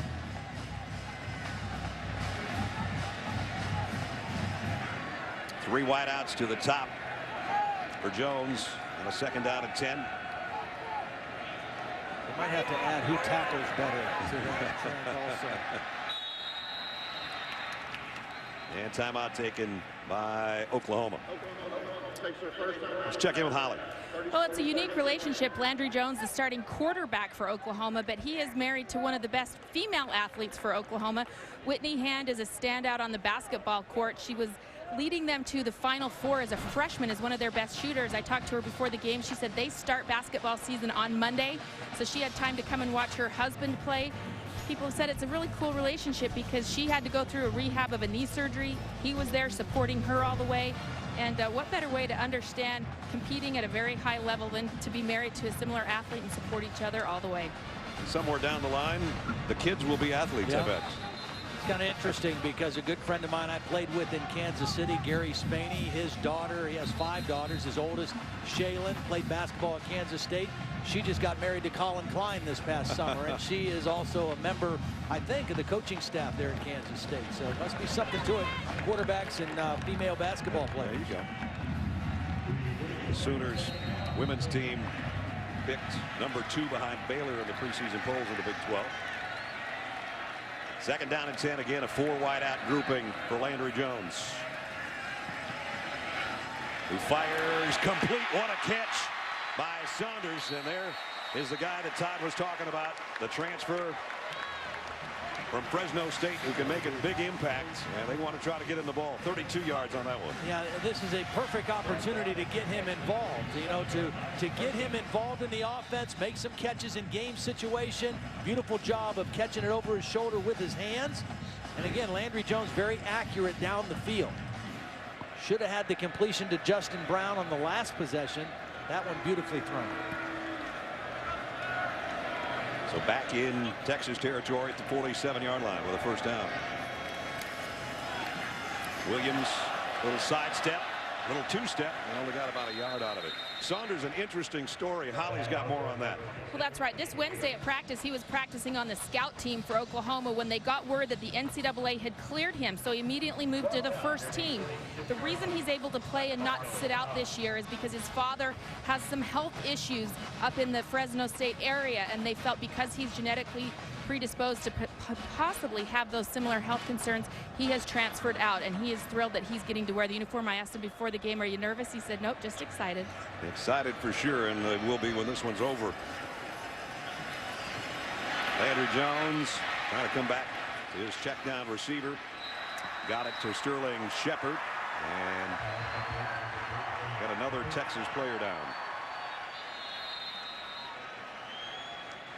Short break here with the injury. Let's check in with Robert Flores. Robert. Hey, Brad, Iowa State is still hanging around against number 6 Kansas State. Jeff Woody, the short touchdown run. And despite 3 TD runs by Colin Klein, Cyclones down just 3 at home, 9:50 and running in the 4th. Iowa State's a pretty good football team. Yep. Mac Brown, the look on his face tells pretty much the story of the day. Brandon Moore is the player that's down for Texas, junior tackle out of Montgomery, Alabama. The only thing worse than being down 31 points in the third quarter is having players injured on top of everything else. As Snoopy flies in, our aerial coverage is being provided by MetLife. The MetLife blimp. You can see how MetLife can provide the coverage that you need. MetLife, I can do this. 107th renewal of this longtime rivalry. Former Longhorn Roger Clemens on the sideline. A lot of guys love coming to this game because just the atmosphere, and you could feel it at 8 o'clock this morning when we got here. Well, you could feel it in our hotel last night for most of the entire evening also. It's because most of the rooms were shaking. Yeah. You know, I had the opportunity in my career, as I'm sure you do. You've done this game more than I have. I've done the Florida-Georgia game more than I've done this one.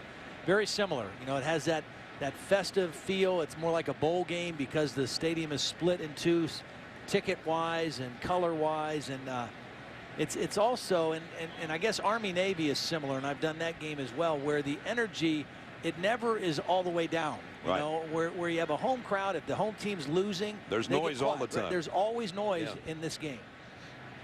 Somebody's always happy. And as Mac Brown told us, it's going to be a feel game. Somebody's going to feel good, somebody's going to feel bad, and it's going to be Texas feeling bad today, and we feel really bad that we have to see the cart come out for Brandon Moore.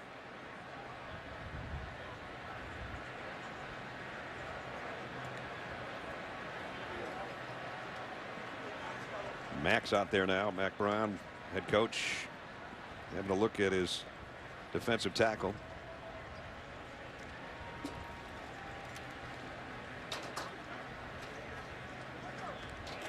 Just not sure. We don't want to speculate at all. I'm not sure what the injury was. And the hush of 92,000 people. You can hear a pin drop in here right now, and all the Texas fans holding up the hook 'em horn sign until they get Brandon Moore up onto the cart.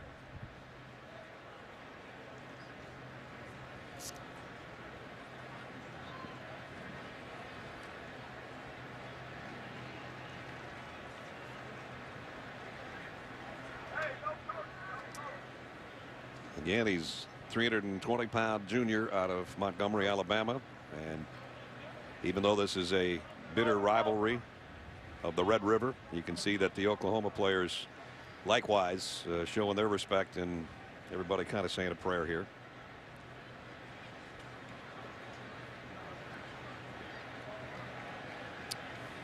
Oklahoma with a 31-point lead. A couple of minutes left in the third quarter. This would be their third straight win in this game.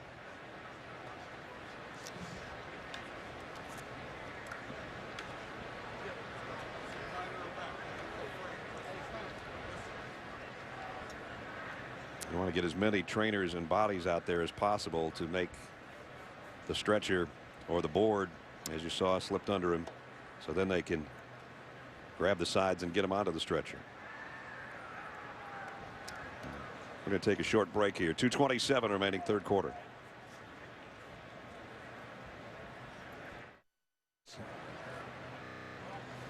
And we're back here at the Cotton Bowl in Dallas again.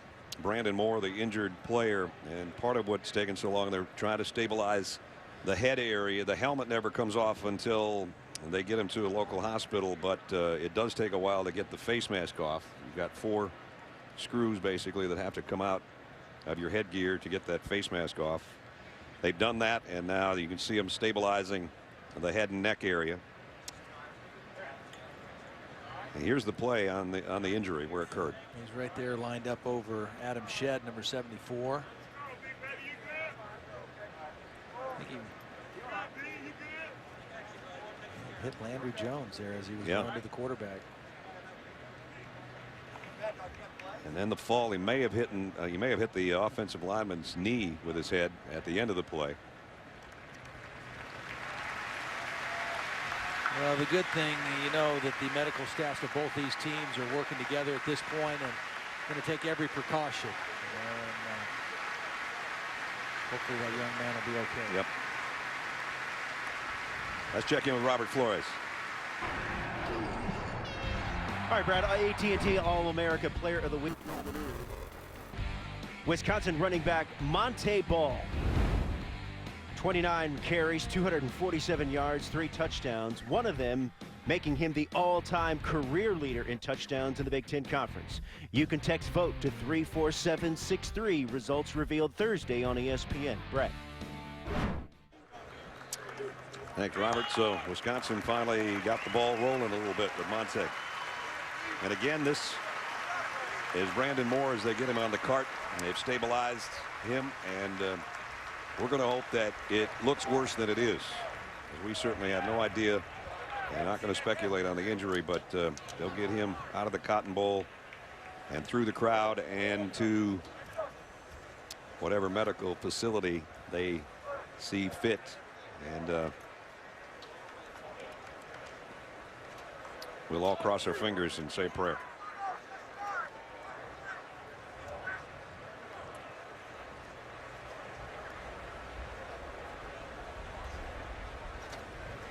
As if the Texas fans haven't had a tough enough day.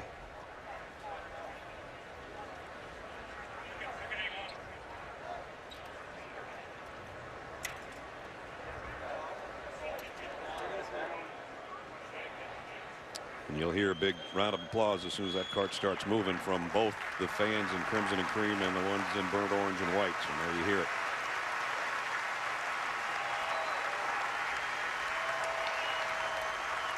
You can be bitter rivals, but you're all in it together when somebody gets hurt. Holly? Well, guys, this is some positive news. One of the Texas coaches who was out there near where he was laying came over the sideline and told the Texas teammates that he is able to use his arms, that he does have movement in his upper body right now. They do have him his arms are strapped down just as a precaution, so that is at least some good news, and we'll give you more as soon as we learn it. Okay, Holly, thanks. Yeah, Todd and I noticed that with the face mask off, he actually was moving his hand with his mouthpiece as if to say, where am I going to stuff it now that I don't have a face mask on my helmet?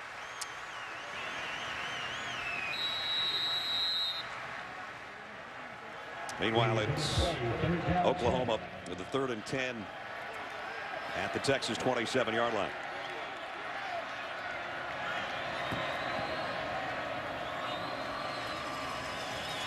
Jones throws, completes. Saunders again, broke a tackle, stops, goes, and takes about 4 Longhorns to bring him down at the 24-yard line. Well, Landry Jones reads the coverage correctly here. Kenny Stills was lined up on the left.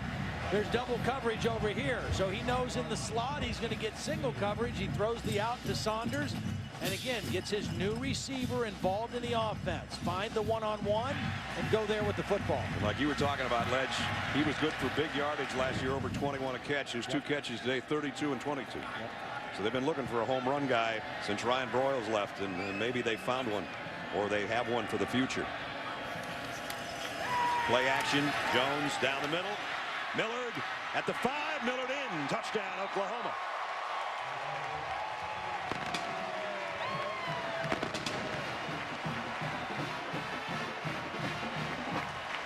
What a big part of the offense number 33 has been today.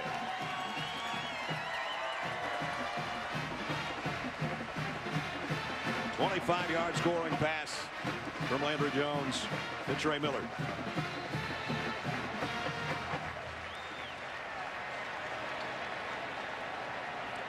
And for Landry Jones, touchdown throw number 101 in his Sooner career. Honeycutt for the point after. 46-8. Well, the defense of Texas has had a hard time accounting for Millard the whole game. Watch the linebackers all get up here on the play fake, and Millard's going to run right by the linebackers into open territory. They come up for the fake. He gets right behind him. Then he makes the safety miss. And another touchdown for the Sooners. This guy's had a big-time game for the Oklahoma offense. Landry Jones on his way to being one of only 3 quarterbacks to win 3 times against Texas. And Whitney Hand, his lovely wife, says, that a boy. Touchdown. This Trey Millard, I tell you what, I would use him more and more if I was the Sooners. Well, he's got so much versatility. I mean, we've seen him do a little bit of everything today. Block out of the backfield, block on the line of scrimmage, run the football, catch the football. To the tune of 5 for 119. 73-yarder earlier on a swing pass where he had I'm sure a Sports Center moment with a hurdle and a stiff arm all at the same time to get him down close for one of Blake Bell's 4 rushing touchdowns. So 46-8. Goodwin having trouble handling those kickoffs. He does bring this one out. Marquise Goodwin, world-class speed. But they get him out of bounds at the 34-yard line. BCS countdowns on ESPN and ESPNU this Sunday. Analysts are going to break down the key wins and losses that took place and discuss the impact on the standings. Plus, we look ahead at the key matchups for next week. BCS countdown 8:30, then at 9, presented by Discover Card tomorrow on ESPN and ESPNU. Let's go to the top of the ledge. Well, I'm the same on the top 2 as most of the polls. I differ from that point on. I think Florida is the best team in the SEC East. I think I have them above South Carolina. And Notre Dame, I'm impressed with them. They have not trailed, I don't think, in a game yet this season. Their defense has been dominant. They haven't given up a touchdown in like the last 3 games or something like that. They play Stanford today. Part of the reason that I rank those teams ahead of, let's say, a West Virginia, I mean, call me old school, whatever. I just don't think you win championships by giving up 60 points in a game, or giving up 63, or not being able to stop people. I still think you got to play great defense. You can have an explosive offense, but you better be able to stop some people too. Today, Texas hasn't been able to stop Oklahoma. Offensively now at the 34-yard line. Ash with a play fake. Streaking down the sideline. Did he catch that? Caleb Jones. Aaron Colvin was covering. This Oklahoma defense, I think, is going to continue to get better because their secondary is starting to get it. I mean, they're starting to play more in sync. They play a lot of man coverage. You know, they're getting more and more confident being able to lock up and bump and run receivers. And they're starting to generate more pass rush up front. I just think this is a unit that is going to continue to grow and improve as the year goes on. And when you've given up only 115 yards of offense to a team that came in averaging 47 points a game, it's got to give you a big boost. Ash will come to the other sideline. Shipley, and he couldn't get to it. The reason I like bump and run defense in college football is there are only a handful of quarterbacks that you might see that are good enough to make the throws against tight coverage. If you play a lot of zone and you leave a lot of windows open to throw the ball, there's a lot of quarterbacks that can make those throws. But I just think, by and large, there aren't that many college quarterbacks that are going to beat you if you can play tight man-to-man coverage. Alex King with a punt. And Justin Brown from the 17. Brown weaving his way through traffic. Justin Brown cuts back across midfield all the way to the 41-yard line. We told you can make an impact as a receiver and as a return man, and finally he got a little bit of a avenue, and they returned a 49-yard punt, 43 yards the other way. This guy has been a valuable asset to this team as well. And I talked to Bob Stoops on the field. He said, you know what? We really love the guy. He's one of the guys that transferred out of Penn State, ended up in Norman, Oklahoma. He's been excellent for their team, a good leader, good guy in the clubhouse and on the field. And I saw him before the game. I went up and gave him a hug. He says, you don't hate me, do you? I said, no, bro, I'm happy for you. I really am. You know, I don't begrudge any of those guys that decided to leave Penn State when they did. I'm proud of the guys that stayed and how they're playing, but you know, I'm happy to see all of them do well. Yep, and we've got one from each team that transferred and playing in this game. It'd be the final snap of the third quarter. And it's a big opening again. This time, Whaley knocked out of bounds, but not before he got to the 21-yard line. 18 yards on the carry for Dom Whaley. The integrity of the Texas run defense is just really, they got a lot of issues. I mean, again, part of it is Jordan Hicks being out, their top linebacker, but they've given up way too many runs. Oklahoma 258 yards rushing, and we haven't even started the fourth quarter yet. The third quarter is history. Game's probably history as well. All Oklahoma right now. This presentation of ABC's College Football, presented by Buffalo Wild Wings, will return after this message and a word from our ABC stations.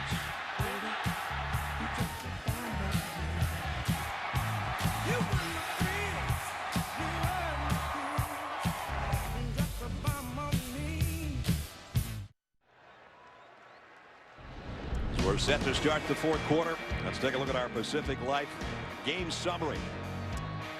Bell with 4 rushing touchdowns in the first half. Damian Williams has got 167 on the ground and another score. And that total yardage, Texas 115, OU 554. That's an all-time mark for Oklahoma playing in this rivalry against Texas. So they've already got an all-time high, and they're going for more. Jones down the middle, almost tucked it into Justin Brown.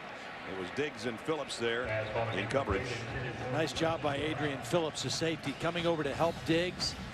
They went with the double move. You saw Landry Jones fake the quick bubble screen and then reset to throw the post for the touchdown. And Phillips, the safety, took a nice line to the football. So second and 10 at the 21.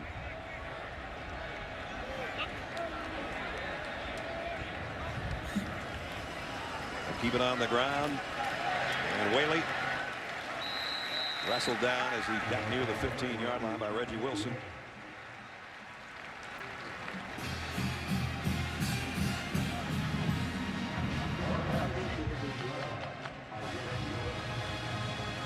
Now the red zone has been good to the guys in red again today. We said coming in they were almost perfect. 20 out of 21. They've added several touchdowns and a field goal today.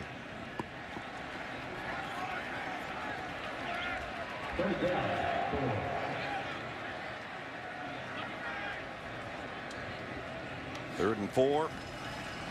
Jones, one skipped off Justin Brown, incompletes, and they'll bring out the field goal unit again.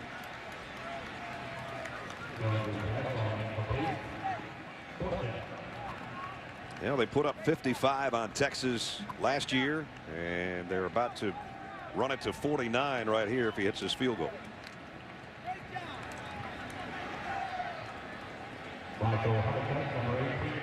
He hit from 36 earlier. This will be a 32-yard attempt.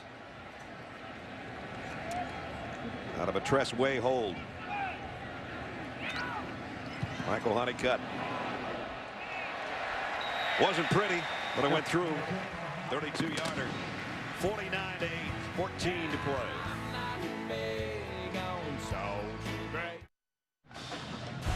College football in high definition is presented by Vizio.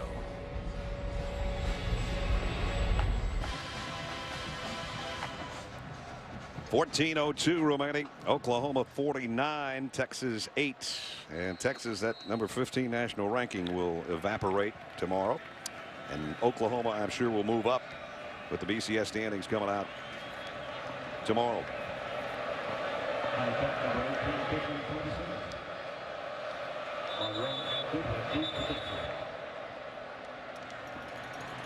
It's about the only thing that's gone wrong for Oklahoma today. Ball went off the tee.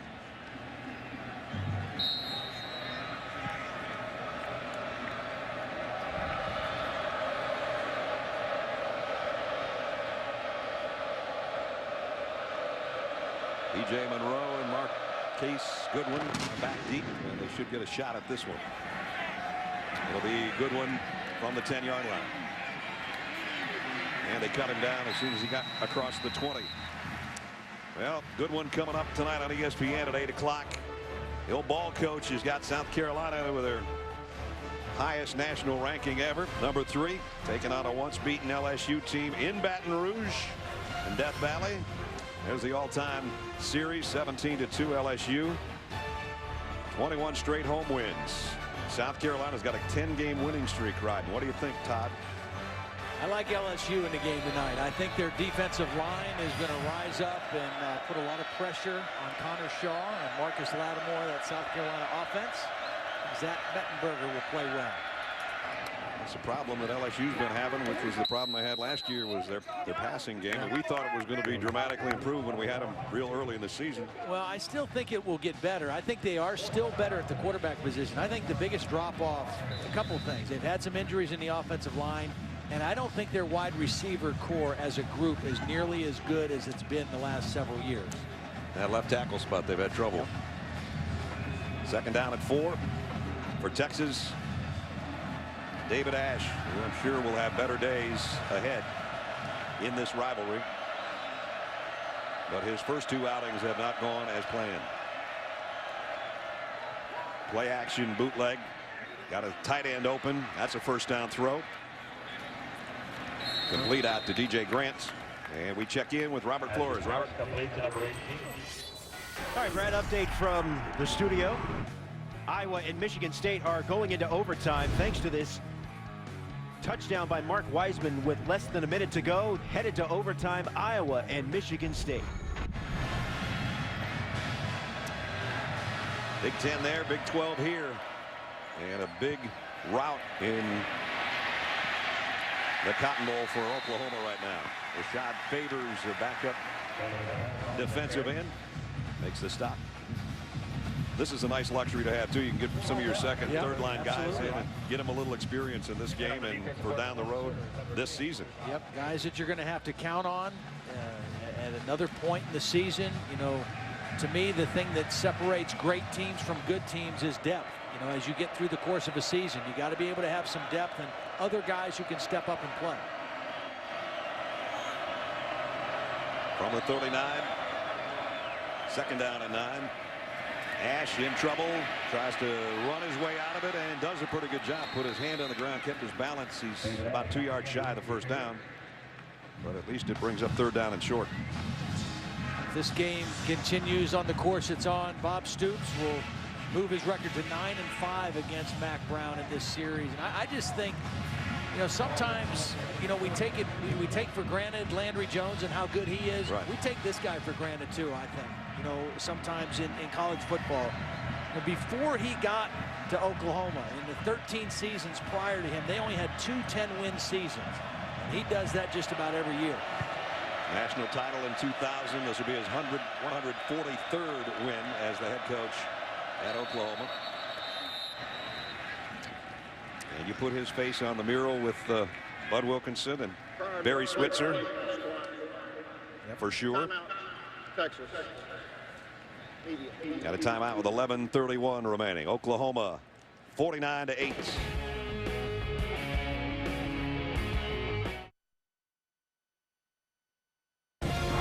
ESPN ESPN's College Football on ABC. Brought to you by Buffalo Wild Wings. Wings, beers, sports. Allstate. Allstate is a proud sponsor of the Allstate Sugar Bowl. Are you in good hands? And the Home Depot. More saving, more doing. That's the power of the Home Depot. Things happening fast at the State Fair, Texas. If I was on that ride, I would lose my corny dog that I had at halftime, I think.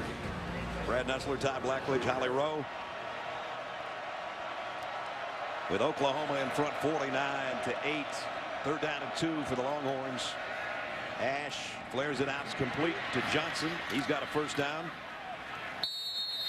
Gets down near the 42-yard line. Speaking of Holly. Well, guys, some good news for Texas fans. Their defensive tackle, Brandon Moore, has been taken to the hospital via ambulance, but he did have movement that has been confirmed.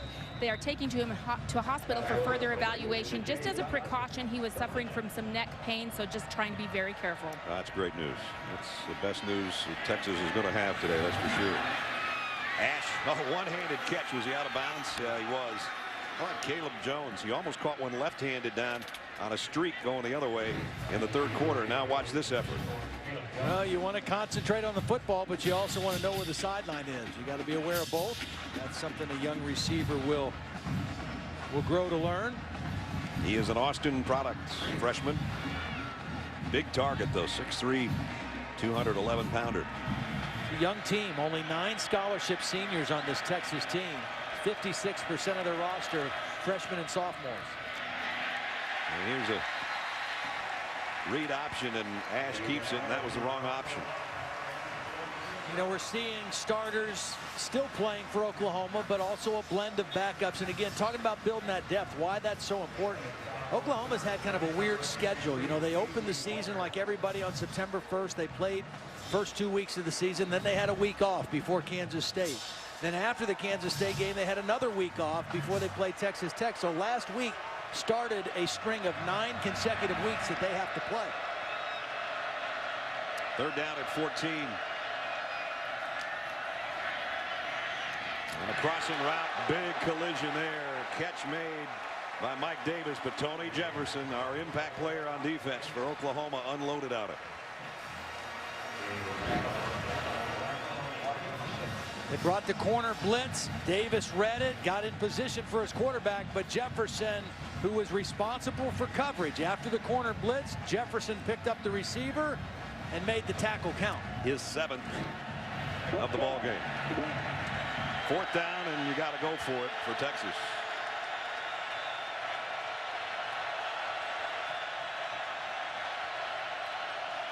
Ash across the middle, almost intercepted.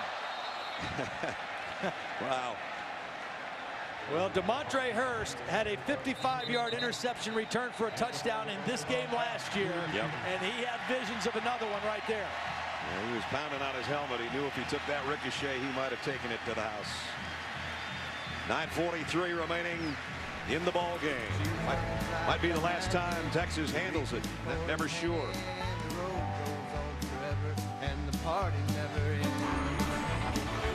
Texas going off holding his left wrist. And we saw a shot of that before. The Texas folks put a towel over that wrist, and if it's not broken, it certainly has a strange looking contusion on it on the sideline. Really almost got loose. The last play going to commercial. Here's Ash in the pocket. Hit after he let go of the ball, and then the landing right there. Immediately grabs his left wrist, and you can see that's not what your wrist is supposed to look like.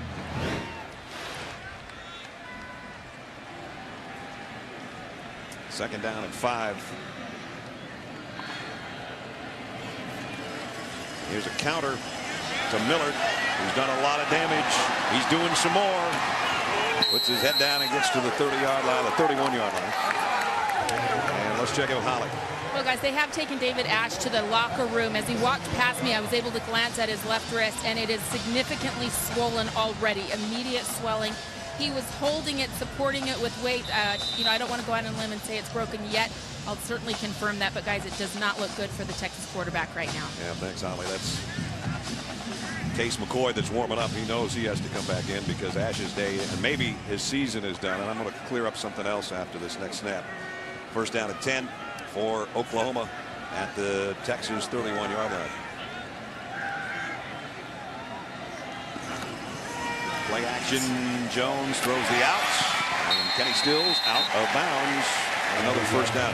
As Ash went around to the locker room in the tunnel, he held up one finger, and I think all the Sooner fans mistook that for that he was holding up a finger saying, "I'm number one." But Todd already told the story a little bit earlier. He's a deeply religious young man, and that was to a higher power that he was pointing, not that Texas was number one. So anyway, just anybody that might watch this game on a replay, I wanted to put that out there for the Sooner fans so they didn't think something different, because some of them did boo and they weren't quite sure what his action was about, but that was it.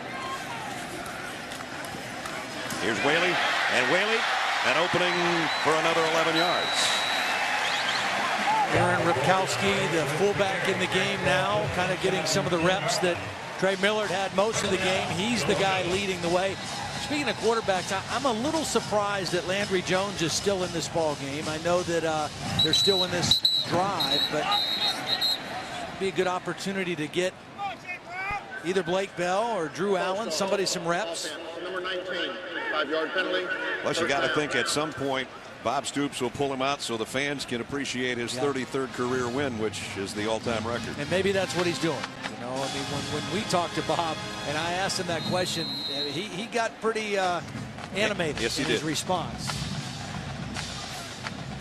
He said for one thing he followed Sam Bradford. That was a tough act. They won a BCS game and they came back and had a little bit of an off year, and all of a sudden this guy doesn't know how to play quarterback anymore just because they lost one game this year. And Bob did get pretty animated talking with us about that, feeling that he shouldn't receive the criticism that he has from the fans. Here he is throwing to the end zone and incomplete. Quandre Diggs, nice play on the ball. Well, he had Millard also. The same play they scored on earlier, the play fake that brings the linebackers in, he had Millard right in the middle, chose to try to go outside, and it was incomplete.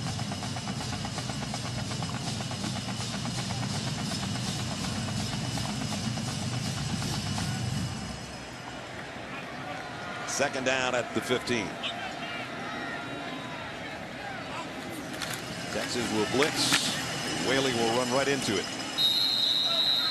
No gain on the play. Going to bring up third down and goal at the 15. When you run blitz, you know, you take a gamble just like you gamble when you blitz against a pass, because if you miss a lane, there's nobody in the second level of your defense. And we've already seen a couple times today where Oklahoma has gashed the Texas defense with a big run on a blitz when the blitzer goes right by the ball carrier. Now to third and goal from the 14. Three wideouts to Landry Jones left. He comes back the other way on a fade to the corner to Brown, and he's got it. Justin Brown, touchdown. Well, they kept going back to it. I mean, Landry tried it about 3 times. And in most every case, Quandre Diggs was in good position. He was in good position again in bump and run. The difference is he's 5'10". Justin Brown 6'3". It's a jump ball, and the offense wins. Good looking play. Yep. With 6:41 remaining. Last year, Oklahoma put 55 on the Longhorns. And in 2012, they put 56 on the Longhorns. 56-yard drive in 7 plays. Justin Brown, one of our impact players. Landry Jones with a scoring toss. You're watching ESPN's College Football on ABC. My first year as head coach in 1973, we beat Texas 52-13, and at that time it was the most points ever scored on Texas. So we hung half 100 that day, and we like to say in Oklahoma, let's go hang half 100 on someone, and we did that day. Today, Oklahoma's a half 100 and a half a dozen. 56-8. I didn't expect this. Me neither. I thought Oklahoma was a little better coming in, and I think they're a lot better going out.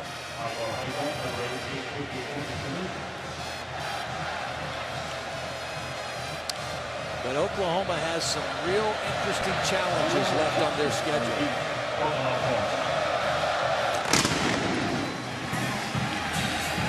Getting deep.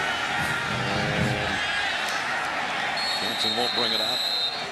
Bring it out to the 25-yard line as we take a look at our good hands play. Brought to you by Allstate. David Ash, one of his miscues today, but a great play, great hands by Eric Colvin, the junior cornerback. They picked on him once, got away with it. Went back to the well, and they went back one too many times. He was waiting for the next one.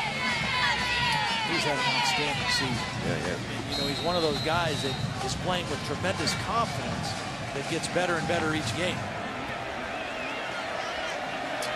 So Case McCoy in at quarterback for the injured David Ash.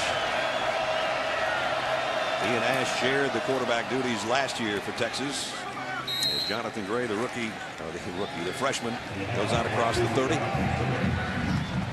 It's a Saturday, not Thursday. Gotcha, partner.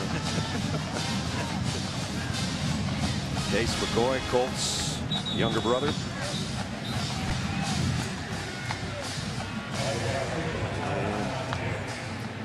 Cochran is down, the right tackle.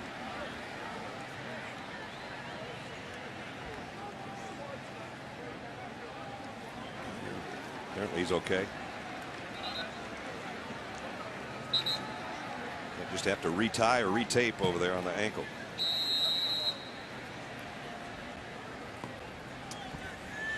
The golden hats. That's the trophy that goes to the winner. It looks like it's going to Norman for the third straight year.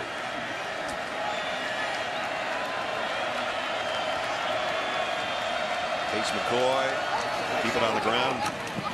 Johnson dancing around, going nowhere. Might have lost a yard, in fact. Oklahoma's schedule, Todd was talking about it a little bit earlier. Well, there's some interesting matchups. Again, they play 9 games in a row. This one right here against Notre Dame will be very interesting. And then right after that, they go to Iowa State, who really took Kansas State right to the wire today before losing 27-21. Remember, Iowa State and then West Virginia. That's the other one. In Morgantown. Oklahoma travel into Morgantown will be interesting late in November. That Notre Dame game in Norman will be a big one if the Fighting Irish keep winning. Flag comes in late. We have a pass interference call, I think, on Gabe Lynn. The reason I showed the Iowa State game right after Notre Dame, you know that's going to be a high-impact game, high energy, a lot of hype if both teams continue to win towards that game. Holding. Defense, number 23. 10-yard penalty, automatic first down. But Iowa State was the team that derailed Oklahoma State's national championship hopes last year with a win out in Iowa State. And so tough place to go play, as is Morgantown. I went to Morgantown a couple times during my career. And it's a lot shorter to get there from Penn State than it is from Norman, Oklahoma. First down by penalty at the 40-yard line. Empty backfield as Shipley comes out to the near side, and McCoy's first throw upcoming. And he got one in there, complete to McFarland. McFarland, nice play on the ball to go over the top of the defender and pick up 16 yards. You know, Brian Harsin told me on Thursday he thought that this guy would be a bigger factor today, McFarland. He's a big target, 6'5" tight end. Really, nobody on offense has been a big weapon today, but he's a guy, a youngster, that potentially will have a bigger role to play in this offense. At the 44-yard line, again, empty backfield for Case McCoy. Gonna go deep, left sideline, got a man open, and he's got him. Mike Davis, touchdown. Some of the backup players on Oklahoma's defense, and they got shortchanged a little bit, and Davis took advantage of it. Yeah. Lamar Harris was the corner on that side. Jesse Paulson was the safety, and nobody was close enough to to Mike Davis. Good throw by McCoy. And a flag back at the 32-yard line.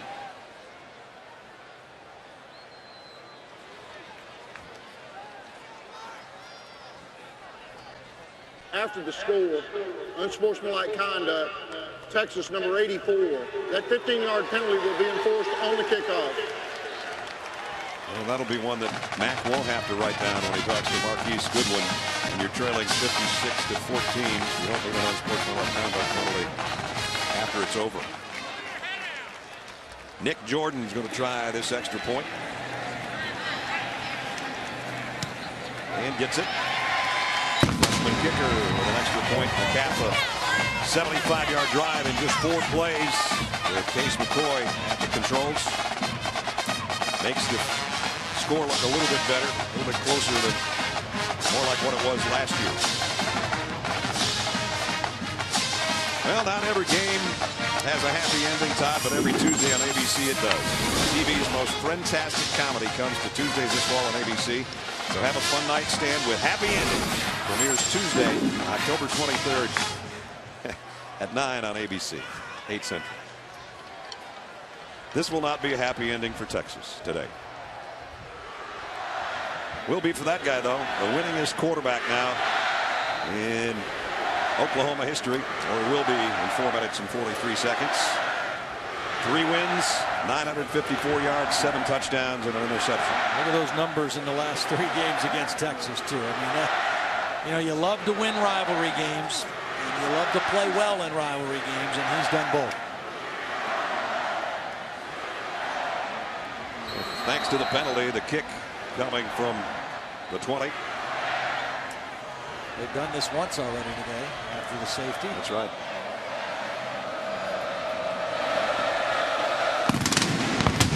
High and short, and fair catch that one if you want to, but there's nobody near the return man Clay, so he takes it and gets it all the way out to the 45-yard line.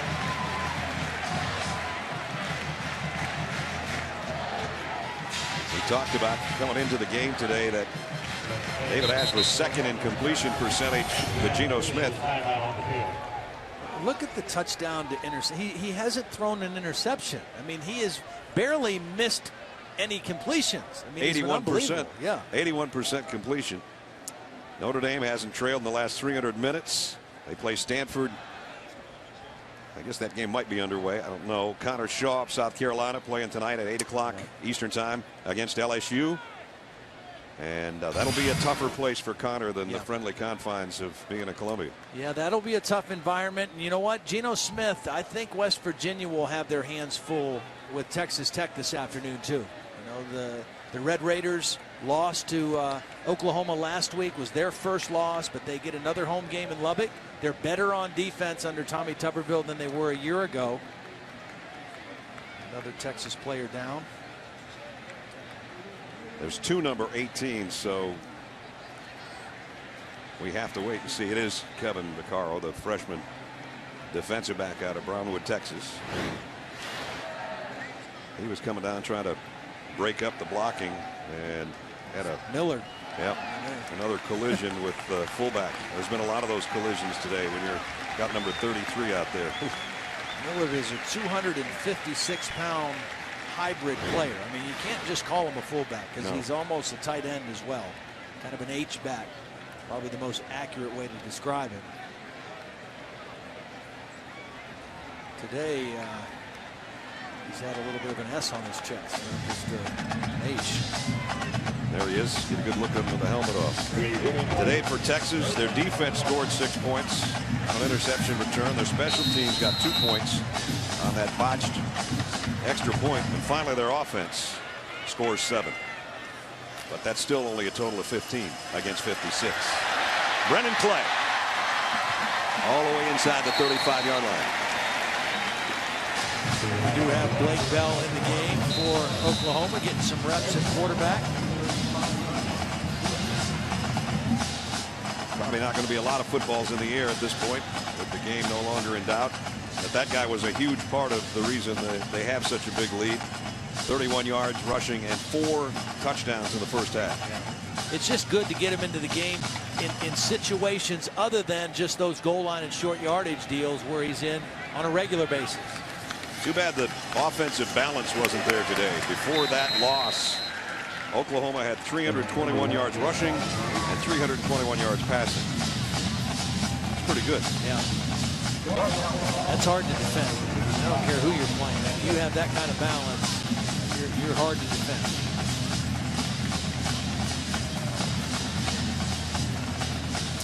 There it is now after the loss of a couple on that carry. Otherwise, it would have been 321 even. Only 42 yards on the ground for Texas, and we talked about it 3 hours ago, 3.5 hours ago, that whoever wins the turnover battle and the rushing battle inevitably wins this game. And that'll be just as they do let Lake Bell throw one. Incomplete, should have been caught. Bester, the intended receiver. Let's check in with Robert.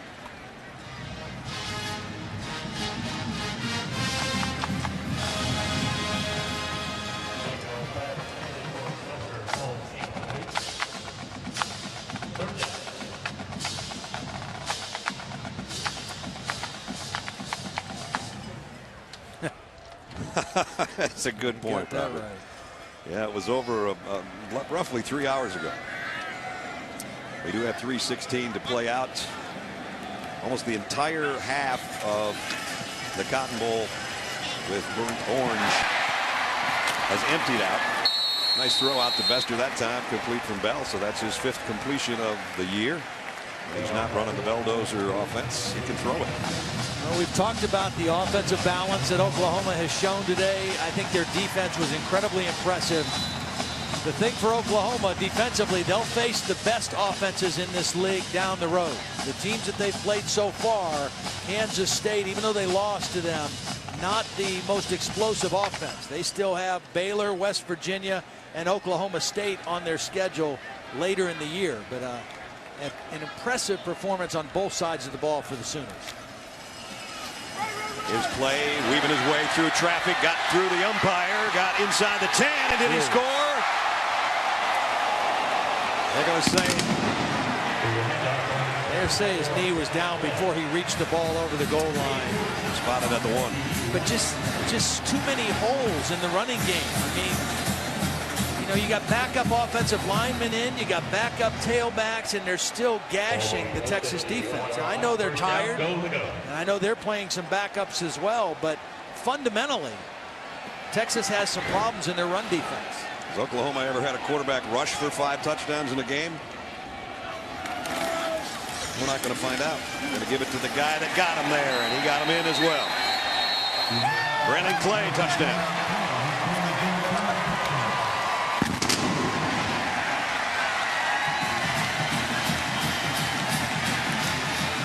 Well, it's not the Sooners' fault that they're over 60 points now. They're just running basic plays, and nobody's tackling them. So with that in mind, go to the end zone. We call that the north end of the horseshoe, Todd, and that is pretty much empty of orange. The day started with it packed.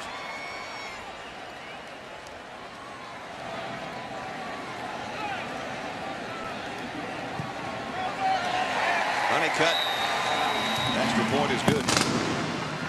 When your kicker needs an ice bath when the game's over, you know that it's been a long day for the other team. 56-yard drive in 2.5 minutes, 6 plays.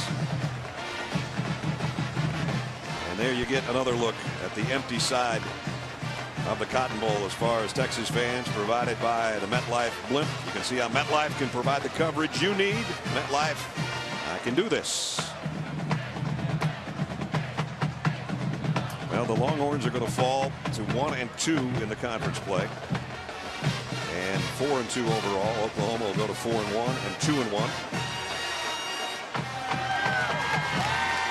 Fun day for the Sooners.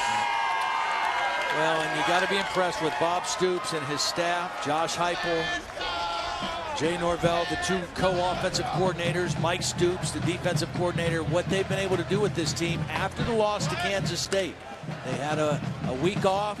They came out and played extremely well against Texas Tech in Lubbock last week, and a dominant football team today. So this is a team which you want to see as you get into the month of October, a team that is getting better and better each time out. The BCS coming out tomorrow. They got to be in the top 10, don't they? I got to believe so. We've not seen a better team. No, we haven't. About the 2, Johnson out across the 25. Texas having lost back-to-back games now to West Virginia, and this one 2 minutes from now. And this is what they have coming up. You know, Baylor can score. I mean, Baylor's one of those video game offenses that puts points up and yards up. So it's going to have to be a game where Texas is going to have to get back into their rhythm offensively. They might have to do it without David Ash, it would appear. But they've got to score. They're going to have to outscore people because right now they're having a really difficult time stopping people.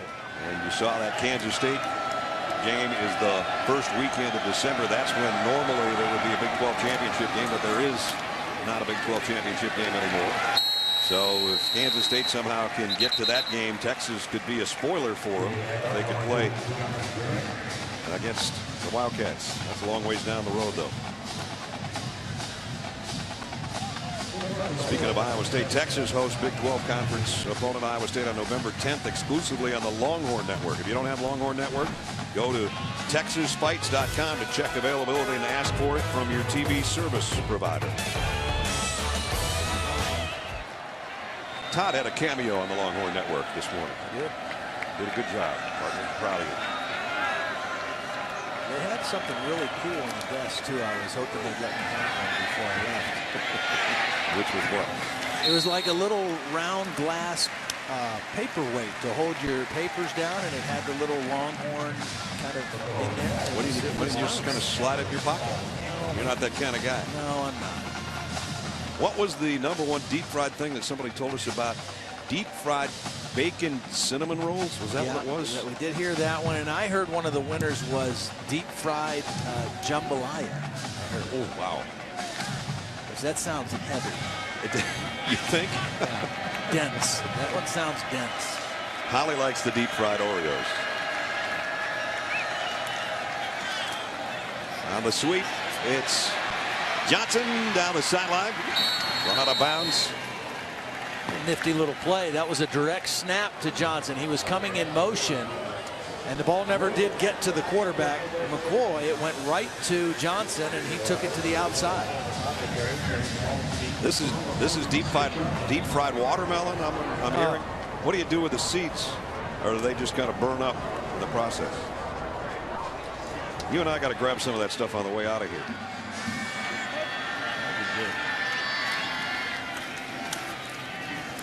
Anakin Gray again for 4 more. And we're down to a minute. This will be 3 straight wins for Oklahoma in this matchup.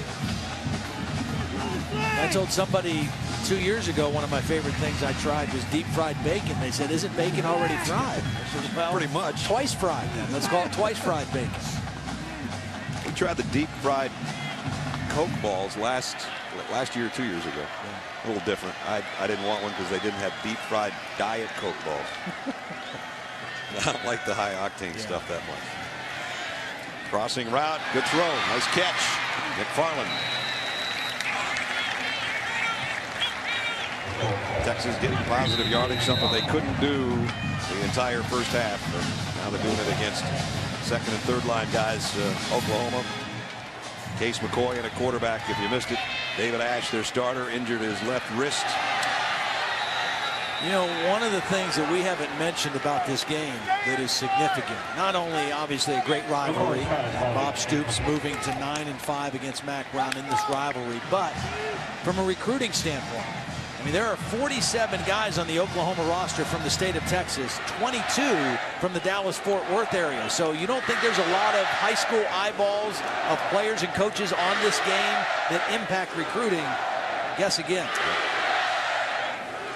Bob just got doused over there on the sideline. That's why he was reacting to his players. McCoy down the middle. Really nice throw again to McFarland. 15 yards. This is the kind of team in Oklahoma that I expected to see this season. Athletic, a little edgy, good veteran leadership. They lost the game to Kansas State because they turned the ball over. Texas, please reset the clock to 8 seconds. 8 seconds.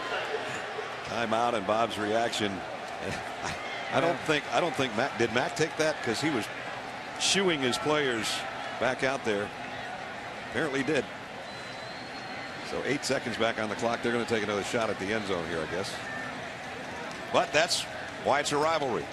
Coaches respect each other a lot. And as they always say, yeah, we like each other, but we're not best friends. There's the ice down the back. There's a lot of ice. A lot of ice in that bucket. Yep. Yeah, that wasn't just water. There was a lot of ice.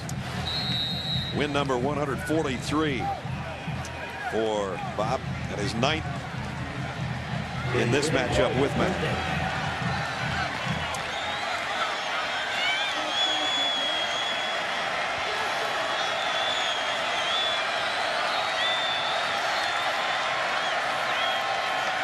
McCoy thrown to the end zone, trying to one-hand it over there was John Harris, and we've got 1 play left.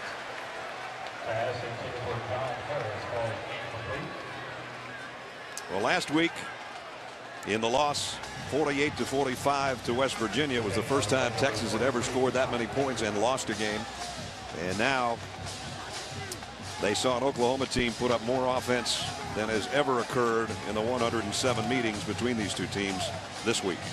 677 yards of offense for Oklahoma. It is back to the defensive drawing board for the Longhorns. Final play, barring a penalty. Throw is caught, and it's a touchdown, Texas. And it was John Harris, the intended receiver on the previous play.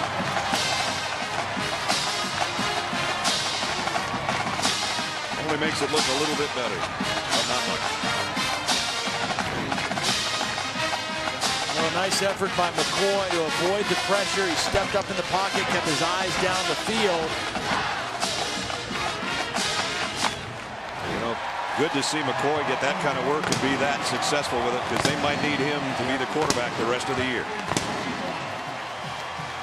63-21. Oklahoma in a rout over Texas. We're going to get you out to Texas Tech in West Virginia after this break. Thanks for watching ESPN's College Football on ABC. For Todd Holly, Brad Nessler, so long from Dallas.